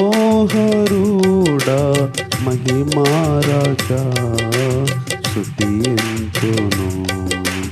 బలవంతుడా బహుప్రియుడా, మనోహరుడా మహిమారాజా, స్తుతింతును. నా ప్రాణ ప్రియుడా యేసు రాజా. విమోచనా గానములతో సౌందర్య ప్రేమ స్తుతులతో విమోచనా గానములతో సౌందర్య ప్రేమ స్తుతులతో నమస్కరించి ఆరాధింతును హర్షింతును నే పాడేదను నా ప్రభువా. నమస్కరించి ఆరాధింతును హర్షింతును నే పాడేదను నా ప్రభువా. ఆ ప్రాణ ప్రియుడా యేసు రాజా. గర్భమున పుట్టిన బిడ్డలన్ కరుణింపక తల్లి మరచునా. గర్భమున పుట్టిన బిడ్డలన్ కరుణింపక తల్లి మరచునా. మరచినా గాని నీవెన్నడూ మరువావు విడువావు ఎడపాయవు కరుణారాజా. మరచినా గాని నీవెన్నడూ మరువావు విడువావు ఎడబాయవు కరుణారాజా. నా ప్రాణ ప్రియుడా యేసు రాజా. నీ నీతిని నీ రక్షణను నా పెదవులు ప్రకటించును. నీ నీతిని నీ రక్షణను నా పెదవులు ప్రకటించును. కృతజ్ఞత స్తుతుల తోడా నీ ప్రేమను నే వివరించును విమోచక. కృతజ్ఞత స్తుతుల తోడా నీ ప్రేమను నే వివరించును విమోచక. నా ప్రాణ ప్రియుడా యేసు రాజా. వాగ్దానముల్ నాలో నెరవేరెన్ విమోచించి నాకిచ్చితివే. వాగ్దానముల్ నాలో నెరవేరెన్ విమోచించి నాకిచ్చితివే. పాడెదను ప్రహర్షింతును హల్లెలూయా హల్లెలూయా హల్లెలూయా. పాడెదను ప్రహర్షింతును హల్లెలూయా హల్లెలూయా హల్లెలూయా. నా ప్రాణ ప్రియుడా యేసు రాజా. అర్పింతును నా హృదయార్పణ. విరిగి నలిగిన ఆత్మతోను హృదయపూర్వక ఆరాధనతో సత్యముగా. నా ప్రాణ ప్రియుడా యేసు రాజా.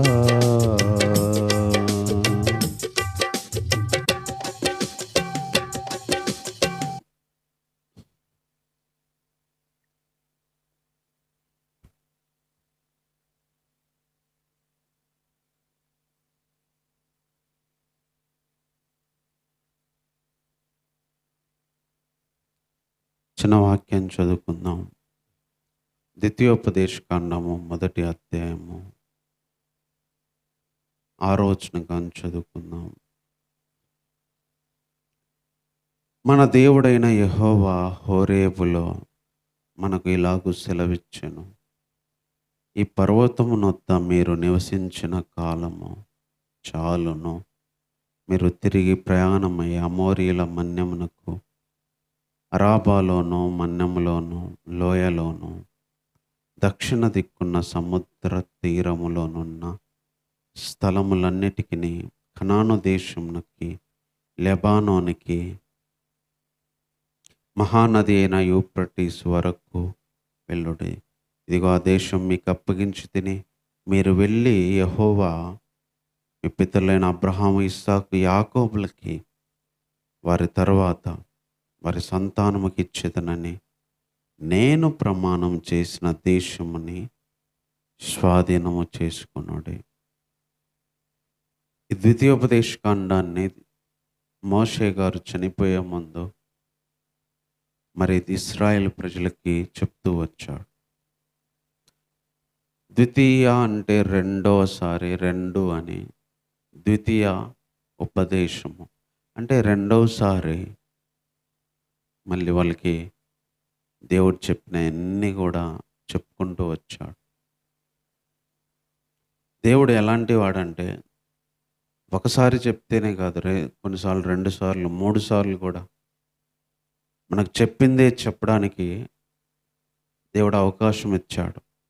ఆల్రెడీ మోషేతో ఒకసారి చెప్పాడు, మళ్ళీ రెండోసారి కూడా అవన్నీ మళ్ళీ చెప్పడానికి అవకాశం ఇచ్చాడు. అందుకే ఈ ద్వితీయ ఉపదేశ కాండము ఈ బైబిల్లో దేవుడు రాయించాడు. దేవుడు ఒకేసారి కాదు, కొన్నిసార్లు 2 సార్లు, 3 సార్లు, 4 సార్లు అయినా దేవుడు చెప్తా ఉంటాడు. మనం వినగలిగితే, మనం వినాలని చెప్తాడు. ఎందుకంటే చెప్పడానికి దేవుని యొక్క ఉద్దేశము మనం మర్చిపోకూడదు, గుర్తుంచుకోవాలి. ఎందుకంటే కొన్ని విషయాలు మనం ఒకసారి చెప్తే మర్చిపోతాం. అందుకనే దేవుడు పదే పదే గుర్తు చేస్తూ ఉంటాడు. అందుకే వాక్యాలు మనం పదే పదే వింటూ ఉంటాం. బైబిల్ని కూడా పదే పదే చదువుతూ ఉంటాం. ఎందుకంటే ఒకసారి చదివితే గుర్తుండదు, ఒకసారి వింటే గుర్తుండదు. కొన్నిసార్లు చదివిందే చదవాలి. అందుకనే ఎంతోమంది భక్తులు కూడా 100 సార్లు చదివినా కూడా నేనేమి నేర్చుకోలేదు, నేను నేర్చుకుంది కొద్దిగా అని చెప్పిన వాళ్ళు మనం చూసాం. దేవుని గురించి మనం ఎన్నిసార్లు విన్నా కూడా చాలా తక్కువే. అందుకనే దేవుడు తన గురించి మనకు ఒకసారి కాదు, 2 సార్లైనా, 3 సార్లైనా వినిపిస్తూనే ఉంటాడు, మాట్లాడుతూనే ఉంటాడు, మనకు తెలియజేస్తూనే ఉంటాడు, మనకు చెప్తూనే ఉంటాడు. కనీసం 2వ వింటాం, 3వ వింటాము అని. అలాగే మోషే కూడా ఈ 2వసారి ఇశ్రాయేలు ప్రజలకి ఈ మాటలు చెప్తూ వచ్చాడు. ఈరోజు మనం చదువుకున్న వాక్యం వాళ్ళకి చెప్తూ ఫస్ట్ చెప్తున్న మాట, ఈ పర్వతమునొద్ద మీరు నివసించిన కాలము చాలును. హోరేబులో చెప్పాడంటే ఈ మాట. ఇంకా ఈ పర్వతం దగ్గర మీరు నివసించిన స్థలము, కాలము చాలు. మీరు తిరిగి ప్రయాణమై, వాళ్ళకి ఎట్టెట్ట వెళ్ళాలో చెప్తున్నాడు. అమోరియల మన్యానికి, అరాబాలోను, మన్యంలోను, లోయలోను, సముద్ర తీరములో ఉన్న స్థలములన్నిటికీ, కనాను దేశానికి, లెబానోనికి, యూఫ్రటీస్ వరకు వెళ్ళండి. ఇక్కడ నివసించిన టైం చాలు, పలాని స్థలాలన్నిటికీ మీరు వెళ్ళండి. ఎందుకంటే దేవుడు వాగ్దానం చేసిన, అబ్రహాము, ఇస్సాకు, యాకోబులకి వాగ్దానం చేసిన కనాను దేశానికి మీరు వెళ్ళండి. వీళ్ళ పరిస్థితి ఎలా ఉందంటే, ఐగుప్తులో నుంచి వచ్చారు, వెళ్ళాల్సిన టయానికి, వెళ్ళాల్సిన చోటుకి ఇంకా వెళ్ళలేదు. మధ్యలో ఉన్నారు. ఈ మధ్యలోనే ఉన్న వీళ్ళని ఇక్కడ నివసించిన టైం చాలు. మీరెళ్ళాల్సిన చోటికి, దేవుడు వాగ్దానం చేసిన చోటికి మీరు బయలుదేరి వెళ్ళండి. ఈ పర్వతమునొద్ద మీరు నివసించిన టైము చాలు. కాలము చాలు. ఈరోజు దేవుడు కూడా మనకు కొన్నిసార్లు ఇలాగే చెప్తాడు. కొన్నిసార్లు కొన్ని చోట్ల మనలో ఉండే టైం చాలు అంటాడు. కొన్నిసార్లు కొన్ని మంది మనుషులతో మనం నివసించే టైము చాలు, ముందుకెళ్దాం అంటాడు. కొన్నిసార్లు ఆత్మీయ జీవితంలో మనం నేర్చుకున్న దగ్గర నుంచి ఇంకా ముందుకు వెళ్ళాలి అని చెప్తుంటాడు. అంటే ఉన్న చోటే దేవుడు ఒక వ్యక్తిని ఆత్మీయపరంగా అయినా, శరీరపరంగా అయినా ఉండాలని కోరుకోడు. ఆయన ముందుకు వెళ్ళాలని కోరుకుంటాడు. దేవుడు చెప్పిన చోటుకి వెళ్ళాలని కోరుకుంటాడు. రక్షణలోకి వచ్చాం మనం, అంతటితో సరిపోదు. యేసుప్రభులాగా మారేంత వరకు కూడా మనం ముందుకెళ్ళాలి. ప్రభులోకి వచ్చింది చాలు, ఇంకా ముందుకెళ్ళాలి. పరలోకానికి వెళ్ళాలి. మన ప్రయాణం సాగాలి. అందుకని ఇక్కడ ఇశ్రాయేల్ ప్రజలకు కూడా అదే చెప్తున్నాడు. ఇక్కడ నివసించిన టైం చాలు. ఇదిగో ఫలాని చోట్లకు మీరు వెళ్ళండి. దేవుడు చెప్పిన ఆ దేశానికి మీరు వెళ్ళండి అని చెప్తున్నాడు.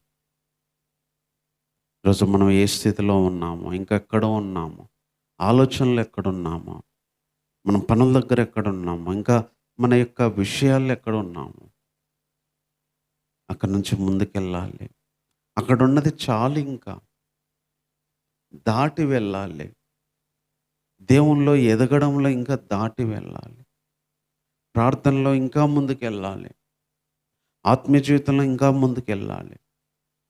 క్రీస్తులోకి వచ్చిన మనము ఇంకా ముందుకెళ్ళాలి. మనం వెళ్తూనే ఉండాలి. ఒక చోట మనం ఉన్న టైము దేవుడు సరిపోద్ది. హోరేబులోనే దేవుడు ఎల్లకాలం ఉంచలేదు. దేవుడు కనానికి వాళ్ళని నడవమని చెప్తున్నాడు. ఈరోజు మనం ఉన్న స్థలాన్ని, మనమున్న మనుషులు, మనమున్న చేసే పనుల్ని దాటి ముందుకెళ్ళాలి.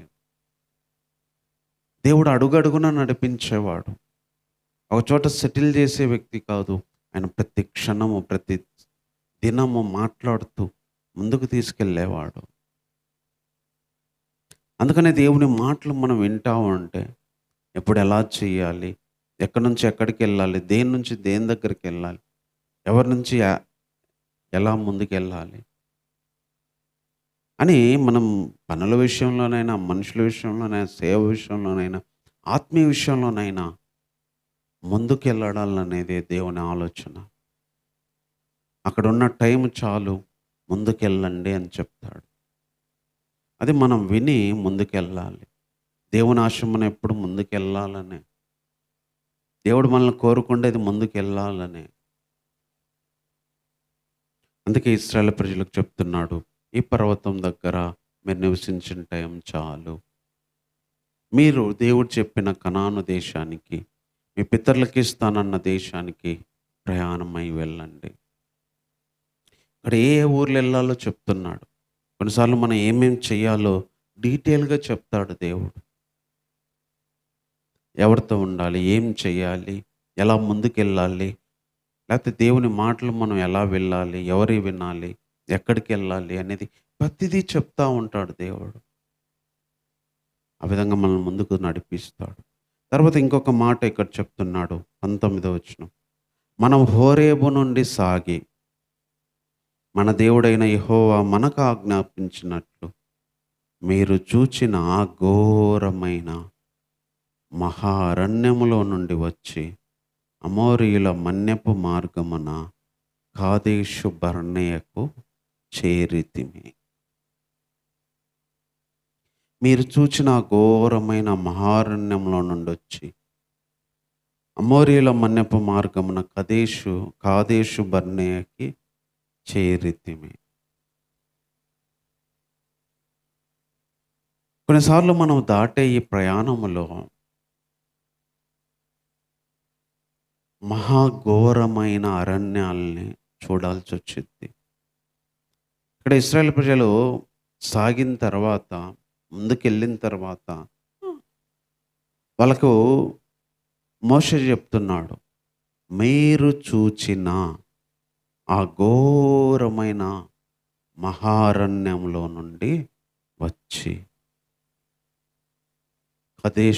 కాదేశు బర్నేయకి చేరితిమి. మనము కొన్ని దాటి ముందుకెళ్ళి చేరాలంటే మహాఘోరమైన అరణ్యాల్ని దాటాలి, చూడాలి. అందుకనే జీవితంలో ఘోరమైన మహా అరణ్యము, మహారణ్యాలు, ఘోరమైన అరణ్యములు. ఒకసారి దేవుడు మహారణ్యాల గుండా తీసుకెళ్తాడు.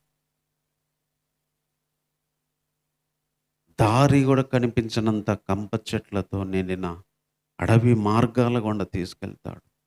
పాములు, పురుగులు ఉన్న, క్రూరమైన జంతువులు ఉన్న మార్గాల గుండా తీసుకెళ్తాడు.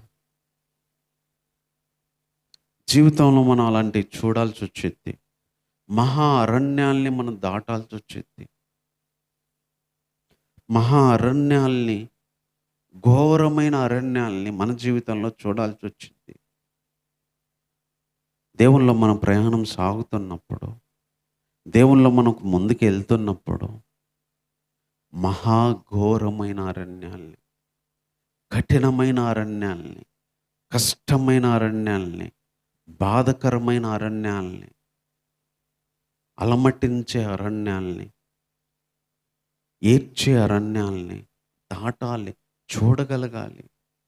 అందుకే జీవితంలో, కుటుంబాల్లో, దేశంలో కొన్నిసార్లు ఈ భయంకరమైన అరణ్య అనుభవాల్ని అనుభవిస్తాం. అరణ్యపు జీవితాల్ని మనం అనుభవిస్తాం. కొన్నిసార్లు దేవుడు మంచి సాఫీగా ఉండే మార్గంలో తీసుకెళ్ళాడు, అరణ్యాలను చూపిస్తాడు. మహారణ్యాలు, ఘోరమైన అరణ్యాల్ని మన జీవితంలో చూపిస్తాడు. ఆ వెళ్ళిన దారి మనకు గుర్తే ఉంటుంది, అనుభవించిన దారి గుర్తే ఉంటుంది, ఆ పడిన దారి గుర్తే ఉంటుంది. ఆ మహారణ్యం ఏదైనా కావచ్చు. ఒక్కోసారి అది అనారోగ్యం కావచ్చు, ఒకసారి ఇది ఇబ్బంది కావచ్చు, ఒకసారి అది శ్రమ కావచ్చు, నింద కావచ్చు, ఒకసారి పోరాటం కావచ్చు. అరణ్యం ఏదైనా కానీ ఒక్కొక్కరి జీవితంలో ఒక్కొక్క అరణ్యాన్ని దాటాలి, చూడాలి. అరణ్యం లాంటి బాధను అనుభవించగలగాలి. ప్రతి ఒక్కళ్ళు కూడా అరణ్యాన్ని దాటాలి, అరణ్యం గుండా వెళ్ళాలి. అరణ్యం గుండానే మనం కణానికి వెళ్ళగలుగుతాం. అరణ్యం గుండానే పరలోకానికి మనం చేరగలుగుతాం. అందుకే కొన్నిసార్లు అరణ్యంలో ఉన్నా సరే, అరణ్యం గుండా వెళ్తున్నా సరే మనం ధైర్యంగా ముందుకెళ్ళాలి. అరణ్యాల్లో గుండా కూడా మనం ముందుకెళ్ళాలి. అదే మోషే ఆ రోజు ఇశ్రాయేల్ ప్రజలకు చెప్తుంది, మీరు నడిచిన మహా అరణ్యంలో నుంచి దాటి కాదేశు బర్నేయకు చేరారు. అరణ్యాలు జీవితంలో శాశ్వతం కాదు. అవి దాటి దేవుని చెప్పిన చోటుకి వెళ్తాం, అవి దాటి ముందుకెళ్తాం. ఈరోజు మన జీవితంలో ఉన్న ప్రతి అరణ్యాన్ని దాటించి ముందుకు తీసుకెళ్ళగలడు. ఏ అరణ్యమైనా అది పెద్ద అరణ్యమైనా, ఎటు తోచని అరణ్యమైనా దేవుడు దాన్ని దాటించి ముందుకు తీసుకెళ్తాడు. తర్వాత ఇంకొక మాట ఇక్కడ మనకు చెప్తున్నాడు 27వ వచనంలో, మీ గుడారంలో సనుగుచు యెహోవా మన యందు పగబట్టినందున మనల్ని సంహరించినట్లు అమోరీయుల చేతికి మనల్ని అప్పగించుటకు ఐగుప్తు దేశంలో నుండి మనల్ని రప్పించి ఉన్నాడు. మనం ఎక్కడికి వెళ్ళగలము? మన సహోదరులు, అక్కడి జనులు మనకంటే బలిష్ఠులు, ఎత్తరులై ఉన్నారు. ఆ పట్టణపులు గొప్పవై ఆకాశంనంటూ ప్రాకారములు ఉన్నవి.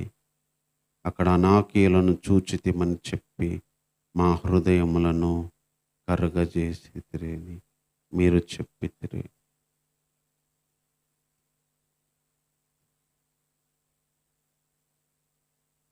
ఇక్కడ ఏం చెప్తున్నాడంటే, దేవుడు చెప్పిన చోటికి మేము వెళ్ళలేము.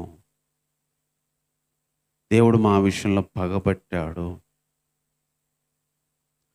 మోషే ఇశ్రాయేల్ ప్రజలు వెళ్తున్నప్పుడు దేవుడిచ్చే దేశాన్ని చూసి రమ్మని ఒక 12 మంది వేగుల వారిని పంపిస్తాడు.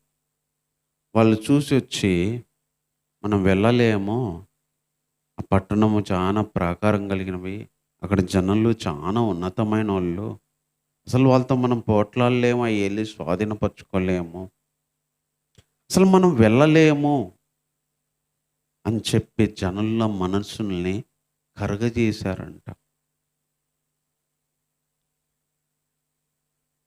పరలోకంలో దేవునితో జీవితం కూడా ఇలాగే అనిపిస్తుంది. మనం వెళ్ళలేము.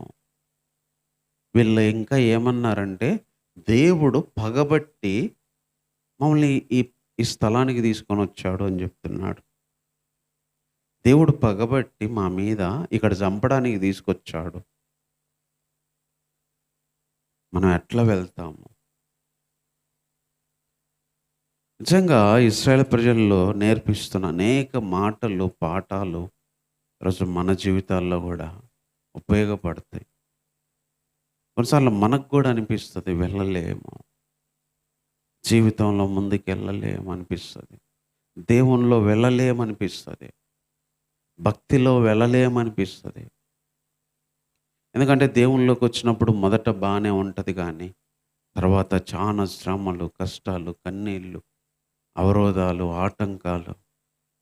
ఒకప్పుడు దేవునిలోకి రాకముందే బాగుంది అనేంతగా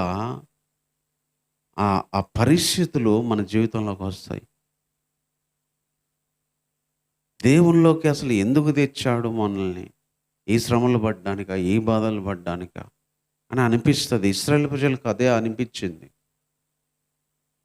దేవుడు మా మీద పగబట్టి తెచ్చాడు, మనం ఎట్లా వెళ్ళగలము? వాళ్ళు చూస్తేనేమో అంత పెద్ద బలమైన జనాలు, వాళ్ళు మనం ఎలా దాటగలము, ఎలా వెళ్ళగలము అని చెప్తున్నారు వీళ్ళు.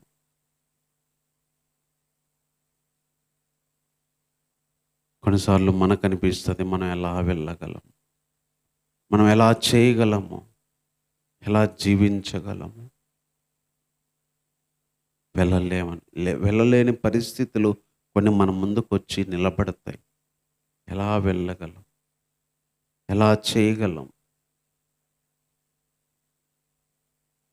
ఎలా నడవగలం, ఎలా జీవించగలం, ఎలా బాగుపడగలం, ఎలా ఆనందించగలుగుతాం, ఎలా సంతోషించగలుగుతాం, ఎలా ఈ క్వశ్చన్ మనం కూడా ఎన్నోసార్లు మనం కూడా వేసుకుంటాం.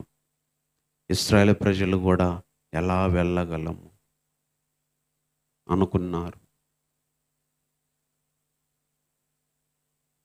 కొన్నిసార్లు దేవుడు ఎలా వెళ్ళగలం, ఎలా చేయగలం, ఎలాగా అనే పరిస్థితికి తీసుకొని వస్తాడు. ఒక్కొక్కరి జీవితంలో ఎలా చేయాలి, ఎలా వెళ్ళాలి అనే దగ్గరికి తీసుకొస్తాడు. ముందు ఏం కనిపించదు, వెనక ఏం కనిపించదు. వెనక బాధలు, ఒత్తిడి తరుముతుంటాయి, ముందు దారులు కనిపించవు. ఎలా వెళ్ళగలం, ఎలా చేయగలం మనం అనిపిస్తుంది. కానీ మోషే చెప్తున్నాడు, మీరు భయపడకండి, మీరు దిగులు పడకండి, మీరు భయపడకండి, మీ దేవుడైన యెహోవా మీ ముందు నడుస్తాడు. ఎలా వెళ్ళగలం, ఎలా చేయగలం, వాళ్ళని మనం జయించలేం అనుకున్న వాళ్ళకి భయపడొద్దు, దిగులు పడొద్దు. ఎలా అని భయపడొద్దు, ఎలా అని దిగులు పడొద్దు. దేవుడు నడుస్తాడు, దేవుడేమో ముందు నడుస్తాడు. దేవుడే మీ పక్షాన యుద్ధం చేస్తాడు. దేవుడు మీ ముందు నడుస్తాడు, దేవుడు యుద్ధం చేస్తాడు. ఎలా అనుకునే వాళ్ళకి దేవుడిస్తున్న మాట ఇది. దేవుడు నడుస్తాడు. ఐగుప్తులో అరణ్యములో నడిపించినట్టుగా ఐగుప్తులో ఉన్న వాళ్ళందరినీ మరి చంపి జయించి దాటుకొని తీసుకొచ్చినట్టుగా అరణ్యాన్ని దాటించి తీసుకొచ్చిన ఆ దేవుడే ఎలా వెళ్ళగలమనే దగ్గర కూడా ముందుకు తీసుకెళ్ళి నడిపించగలడు. అదే మోషే గారు ఇక్కడ చెప్తుంది. ఈరోజు మన జీవితంలో ఏదైనా సరే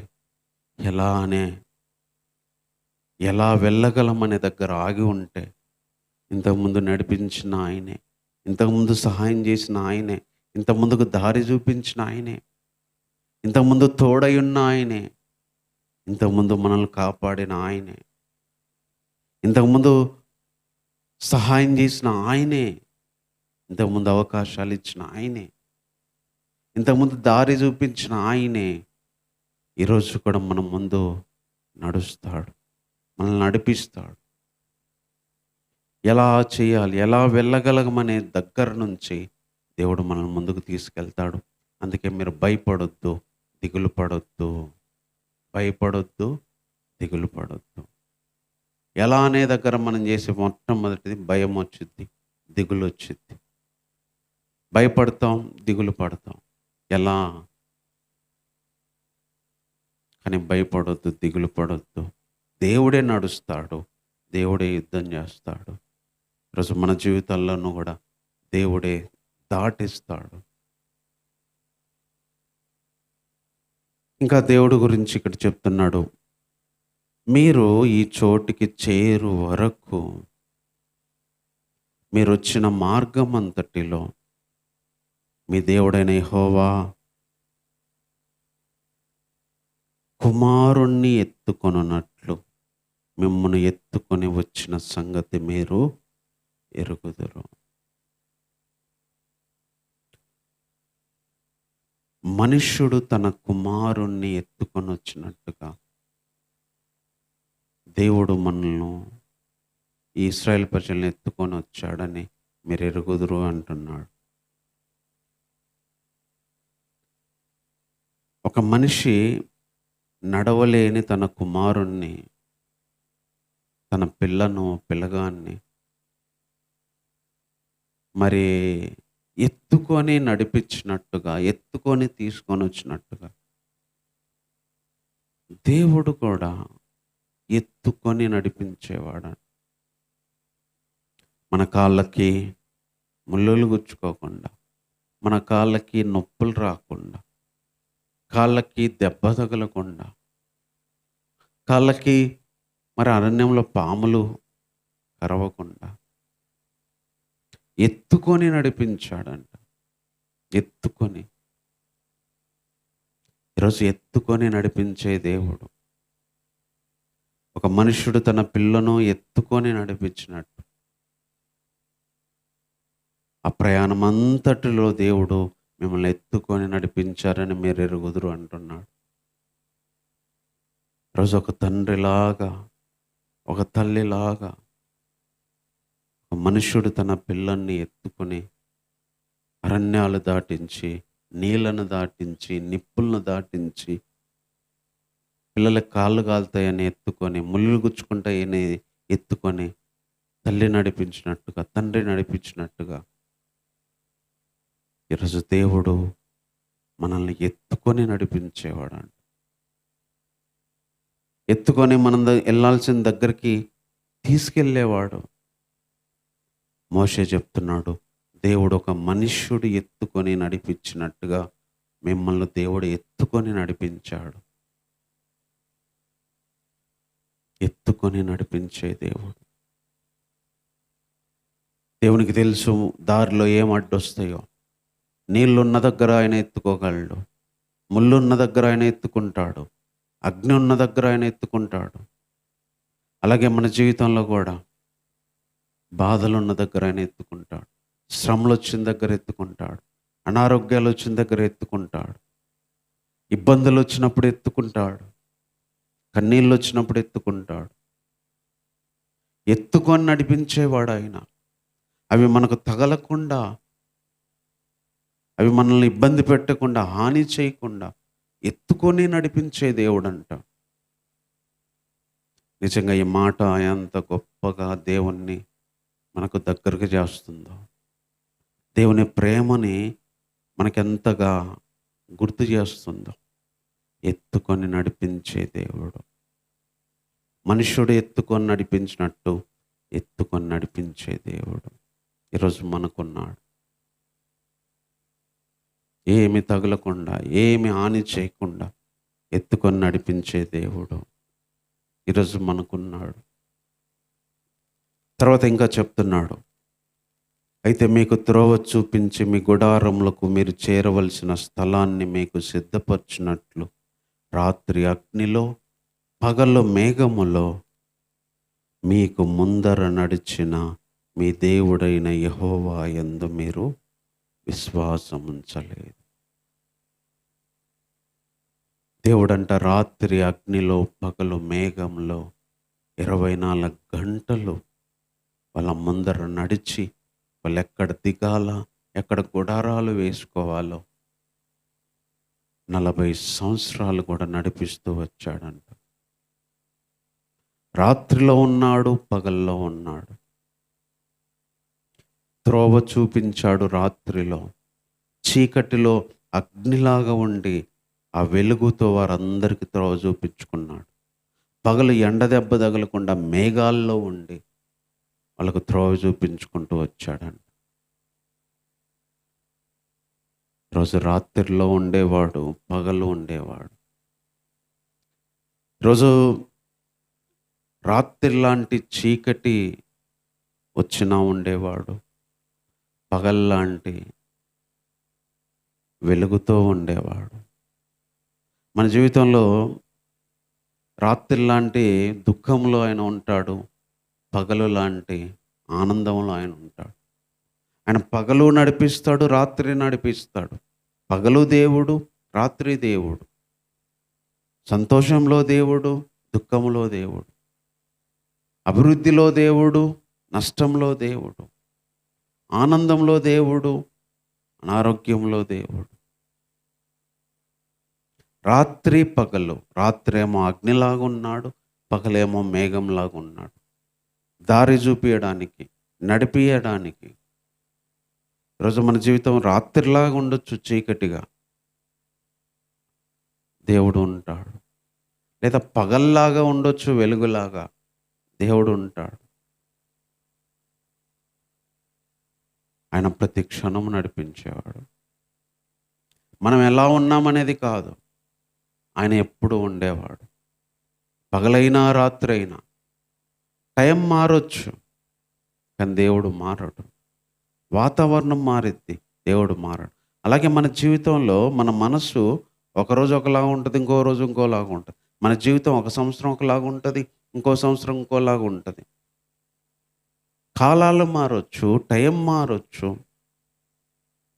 కానీ దేవుడు రాత్రి నడిపించేవాడు, పగలు నడిపించేవాడు. ఎలాగున్నా నడిపించేవాడు మనల్ని. అందుకే విశ్వాస జీవితాన్ని మనం ధైర్యంగా జీవించడానికి, దేవునిలో మనం ముందుకు వెళ్ళడానికి, మనం చేరాల్సిన గమ్యాన్ని చేరడానికి, మన జీవితంలో ఈ ఆఖరి శ్వాస ఎక్కడ ముగించాలో అక్కడికి మనం వెళ్ళడానికి దేవుడు మనకు రాత్రిలో ఉంటాడు, పగల్లో ఉంటాడు, కన్నీల్లో ఉంటాడు, ఆనందంలో ఉంటాడు, అవకాశాల్లో ఉంటాడు, అవకాశాలు లేనప్పుడు ఉంటాడు, ఆరోగ్యంగా ఉన్నప్పుడు ఉంటాడు, అనారోగ్యంగా ఉన్నప్పుడు ఉంటాడు. ఇవన్నీ ఆయనకు అసలు ఆయన మనతో ఉండడానికి ఆటంకాలు కావు. ఆయన రాత్రి ఉండే దేవుడు, పగలు ఉండే దేవుడు. అలాగే మన జీవితం అటు ఇటు ఉన్నా ఉంటాడు, ఇటు ఉన్నా ఉంటాడు. ఎలా ఉన్నా కానీ దేవుడు ఎప్పుడు ఉండి మనల్ని నడిపించేవాడు. వీళ్ళైతే ఆయన నమ్మలేదు, అంత మంచి దేవుణ్ణి విశ్వాసం ఉంచలేదు. మోషే అదే బాధపడ్డాడు, అలాంటి దేవుణ్ణి మీరు నమ్మలేదు, ఆయన యందు మీరు విశ్వాసం ఉంచలేదు. ఎన్నోసార్లు మనం దేవుని నమ్మడానికి కష్టపడాల్సి వచ్చింది. ఎప్పుడు ఉండే దేవుణ్ణి, సహాయం చేసే దేవుణ్ణి కొన్నిసార్లు నమ్మలేము. ఆయన చెప్పినట్టు నడవలేము. వారు విశ్వాసం ఉంచలేదు. ఎత్తుకొని నడిపించే ఆయన యందు విశ్వాసం ఉంచలేదంట. రాత్రి పగలు ఉన్న ఆయన యందు విశ్వాసం ఉంచలేదంట. వారు ఆయన యందు విశ్వాసం ఉంచలేదు. వాళ్ళ పరిస్థితులను బట్టి మారిపోయారు. దేవుడు మారలేదు. అందుకని ఈరోజు దేవుడు నడిపించేది ఎలా ఉన్నా దేవుని యందు మనం విశ్వాసం ఉంచాలి. రాత్రి లాగా మన జీవితం ఉన్న విశ్వాసం ఉంచాలి. పగలులాగా ఉన్న మనం విశ్వాసం ఉంచాలి. దేవుడు నడిపించేది అది ఎలా ఉన్నా కూడా మనము విశ్వాసం ఉంచాలి. అందుకే 40 సంవత్సరాల అరణ్యంలో తిరుగులాడాల్సి వచ్చింది. వారు నమ్మలేదు కాబట్టే 40 ఏండ్లు పట్టింది వాళ్ళకి. అరణ్యంలోనే నశించిపోయారు. ఈరోజు మనం నమ్మకపోతే చేరాల్సిన స్థలాన్ని చేరలేము. వెళ్ళాల్సిన చోటికి వెళ్ళలేము. గమ్యాన్ని అందుకోలేము. వారు విశ్వాసం ఉంచలేదు. ఈరోజు మనం విశ్వాసం ఉంచలేకపోతే మన జీవితాన్ని, ప్రయాణాన్ని కొనసాగించలేము. కాబట్టి ఈ మాటలను బట్టి ప్రార్థన చేసుకుందాం. ప్రేమ కలిగిన దేవా, నీకు వందనాలు చెల్లిస్తున్నాను ప్రభా. ఎన్నో మంచి విషయాలు ప్రభా ఇశ్రాయేలు జీవితాల్లో నుంచి నేర్పిస్తూ వచ్చినందుకు ఈ వందనాలు ప్రభా. కొన్నిసార్లు ప్రభా ఇంకా చాలు ముందుకెళ్ళు అని చెప్తారు ప్రభా. అది ఎక్కడి నుంచి ఎక్కడికి వెళ్ళాలో, ఎవరి నుంచి ఎవరి దగ్గరికి వెళ్ళాలో, ఏ పని నుంచి ఏ పనికి వెళ్ళాలో మేము తెలుసుకోగలిగే జ్ఞానాన్ని దయచేయండి. కొన్నిసార్లు మహారణ్యాన్ని దాటాల్సి వచ్చింది ప్రభా. ఒక్కొక్కరి జీవితంలో ఒక్కొక్క ఘోరమైన అరణ్యాన్ని మేము అనుభవించాల్సి వచ్చింది. అరణ్యాన్ని దాటడానికి సహాయం చేయండి. అరణ్యాన్ని చూస్తున్నప్పుడు ప్రభా భయపడకుండా దాన్ని దాటుకోవడానికి మీరే కృపనివ్వండి ప్రభా. గొప్ప మాటలు ప్రభా. కొన్నిసార్లు ఎలా వెళ్ళగలగాలి, ఎలా వెళ్ళగలము, దేవుడు ఇలాంటి చోటికి తీసుకొచ్చాడు అని అనిపిస్తుంది ప్రభా. మీరున్నారు, మీరు నడిచారు, మీరే యుద్ధం చేస్తారని ప్రభా. అలాంటి పరిస్థితుల్లో మీరే సహాయం చేస్తారని ముందుకు వెళ్ళడానికి సహాయం చేయండి ప్రభా. మా జీవితంలో ఆ ఎలా అనేది నీకు తెలుసు ప్రభా. ఏ విషయాల్లో మేము ఎలా చేయాలి అని అనుకుంటున్నాను నీకు తెలుసు ప్రభా. దేవా, ఆ ఎలా అనే దానికి మీరే సహాయం చేయండి ప్రభా. ఆ ఎలా అనే దానికి, ఆ క్వశ్చన్కి సమాధానం మీరే ఇవ్వండి ప్రభా. ఒక తల్లిలాగా ఎత్తుకొని నడిపించేవాడు, రాత్రి పగళ్ళు మాతో ఉండేవాడు ప్రభా. ఇలాంటి దేవునితో ప్రయాణం మేము సంతోషంగా చేయడానికి కృప చూపించండి. ఇలాంటి దేవునితో జీవితం ఆనందంగా గడపడానికి కృప చూపించండి. ఇశ్రాయేలు ప్రజల జీవితంలో ప్రతిదీ కూడా మేము నేర్చుకొని ఆ విధంగా ముందుకు వెళ్ళడానికి సహాయం చేయి ప్రభా. ఇంతవరకు ఆరాధనలో సహాయం చేసినందుకే వందనాలు. వచ్చిన వారిని, కుటుంబాలని ప్రభు జ్ఞాపకం చేసుకోండి. ఆత్మీయంగా బలపరచండి, శరీరపరంగా బలపరచండి. ఆరోగ్యం దయచేయండి, మానసిక సమాధానం, సంతోషాలు దయచేయండి. చేసే పనుల్లో కూడా ఆశీర్వాదం దయచేయండి. నీ కృప చూపించండి ప్రభా. పరిచర్యను జ్ఞాపకం చేసుకో దేవా. ఇక్కడికి ప్రభా ఎవరు రావాలో ప్రభా మీరు ఏర్పాటు చేయండి నాయన. లేదు నాయన, ఈ మాటలే అక్కడికి వెళ్ళాలంటే మీరే తీసుకెళ్ళండి ప్రభా. నీ చిత్తము, నీ ఆలోచన ఏంటో బయలుపరచు ప్రభా. ఆ రీతిగా మీరే సహాయం చేస్తూ రండి ప్రభా. గొప్ప గొప్ప పరిశుద్ధులు, భక్తులతో కలిసి మేము చిన్న మందగా ఇక్కడ కూడుకున్నాం ప్రభా. మా స్తుతుల్లో మీరు అంగీకరించండి. నీకు ఇష్టమైన మార్గంలో మేము నడవడానికి సహాయం చేయండి ప్రభా. ఎంతోమంది ప్రభా, ఎంతోమంది నాయనా నిన్ను గురించి తెలుసుకోలేని స్థితిలో ఉన్నారు ప్రభా. నిన్ను గురించిన అవగాహన లేని స్థితిలో ఉన్నారు ప్రభా. ప్రభా, నీ యొక్క ఆలోచనలు అర్థం చేసుకోలేని స్థితిలో ఉన్నారు ప్రభా. వారి మనసును తెరవండి ప్రభా. కొంతమందికి వాక్యాలు తెలియక తెలుసుకోలేకపోతున్నారు, కొంతమందికి ఉన్నా తెలుసుకోలేకపోతున్నారు ప్రభా. నిన్ను గురించి మేము తెలుసుకోవడానికి ఇంకా మాకు జ్ఞానం దయచేయండి, ఇంకా మాకు కృప దయచేయండి. నిన్ను గురించి నీ చిత్తాన్ని మేము అర్థం చేసుకోవడానికి ఇంకా తెలివి దయచేయండి ప్రభా.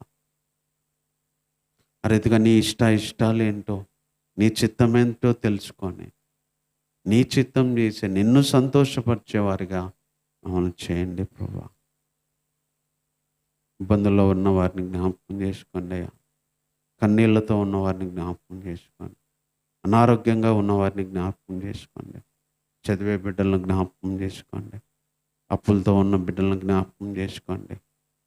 ఆర్థిక పరంగా ఇబ్బంది పడుతున్న బిడ్డలను జ్ఞాపకం చేసుకోండి.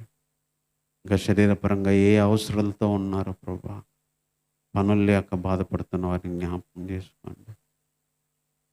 సమాధాన సంతోషాలు లేక బాధపడుతున్న వారిని జ్ఞాపకం చేసుకోండి. ఆనందం లేక బాధపడుతున్న వారికి జ్ఞాపకం చేసుకోండి. జీవితం అర్థం కాక బాధపడుతున్న వారిని జ్ఞాపకం చేసుకోండి. మీరే వారి ఏళ్ళ కృప చూపించండి. కొంతమంది పాపంలో బానిసలై బయటికి రాలేక అనేక అలవాట్లలో ప్రభా చిక్కుకున్నారయ్యా. విడిపించండి దేవా, రక్షించండి. ఈ వారమంతా నీ సన్నిధి ఉంచండి, నీ కృప ఉంచండి, నీ ఆశీర్వాదం ఆనందము మాతో ఉంచండి ప్రభా. తిరిగి నీ సన్నిధిలో కలుసుకునేంతవరకు నీ కృప మాకు తోడుగా ఉంచమని, ఇంతవరకు మాతో నడిపించి నీ వాక్యంలో ప్రభా నీ మాటలు విని నిన్ను ఆరాధించడానికి మాకు ఇచ్చిన ఈ కృప కొరకై వందనాలు చెల్లిస్తూ ఈ ప్రార్థన మా రక్షకుడైన యేసుక్రీస్తు వారి నామంలోనే ప్రార్థించి వేడుకుంటున్నాము తండ్రి. ఆమేన్. మన తండ్రి అయిన దేవుని ప్రేమ, ఆయన కుమారుడు మన రక్షకుడైన యేసుక్రీస్తు వారి కృప, పరిశుద్ధాత్మ యొక్క సహవాసము సన్నిధి దేవుడు ఈ వారమంతా మనతోనూ సకల పరిశుద్ధులతోనూ తోడై ఉండి నడిపించునుగాక. ఆమేన్. అందరికీ వందనాలు.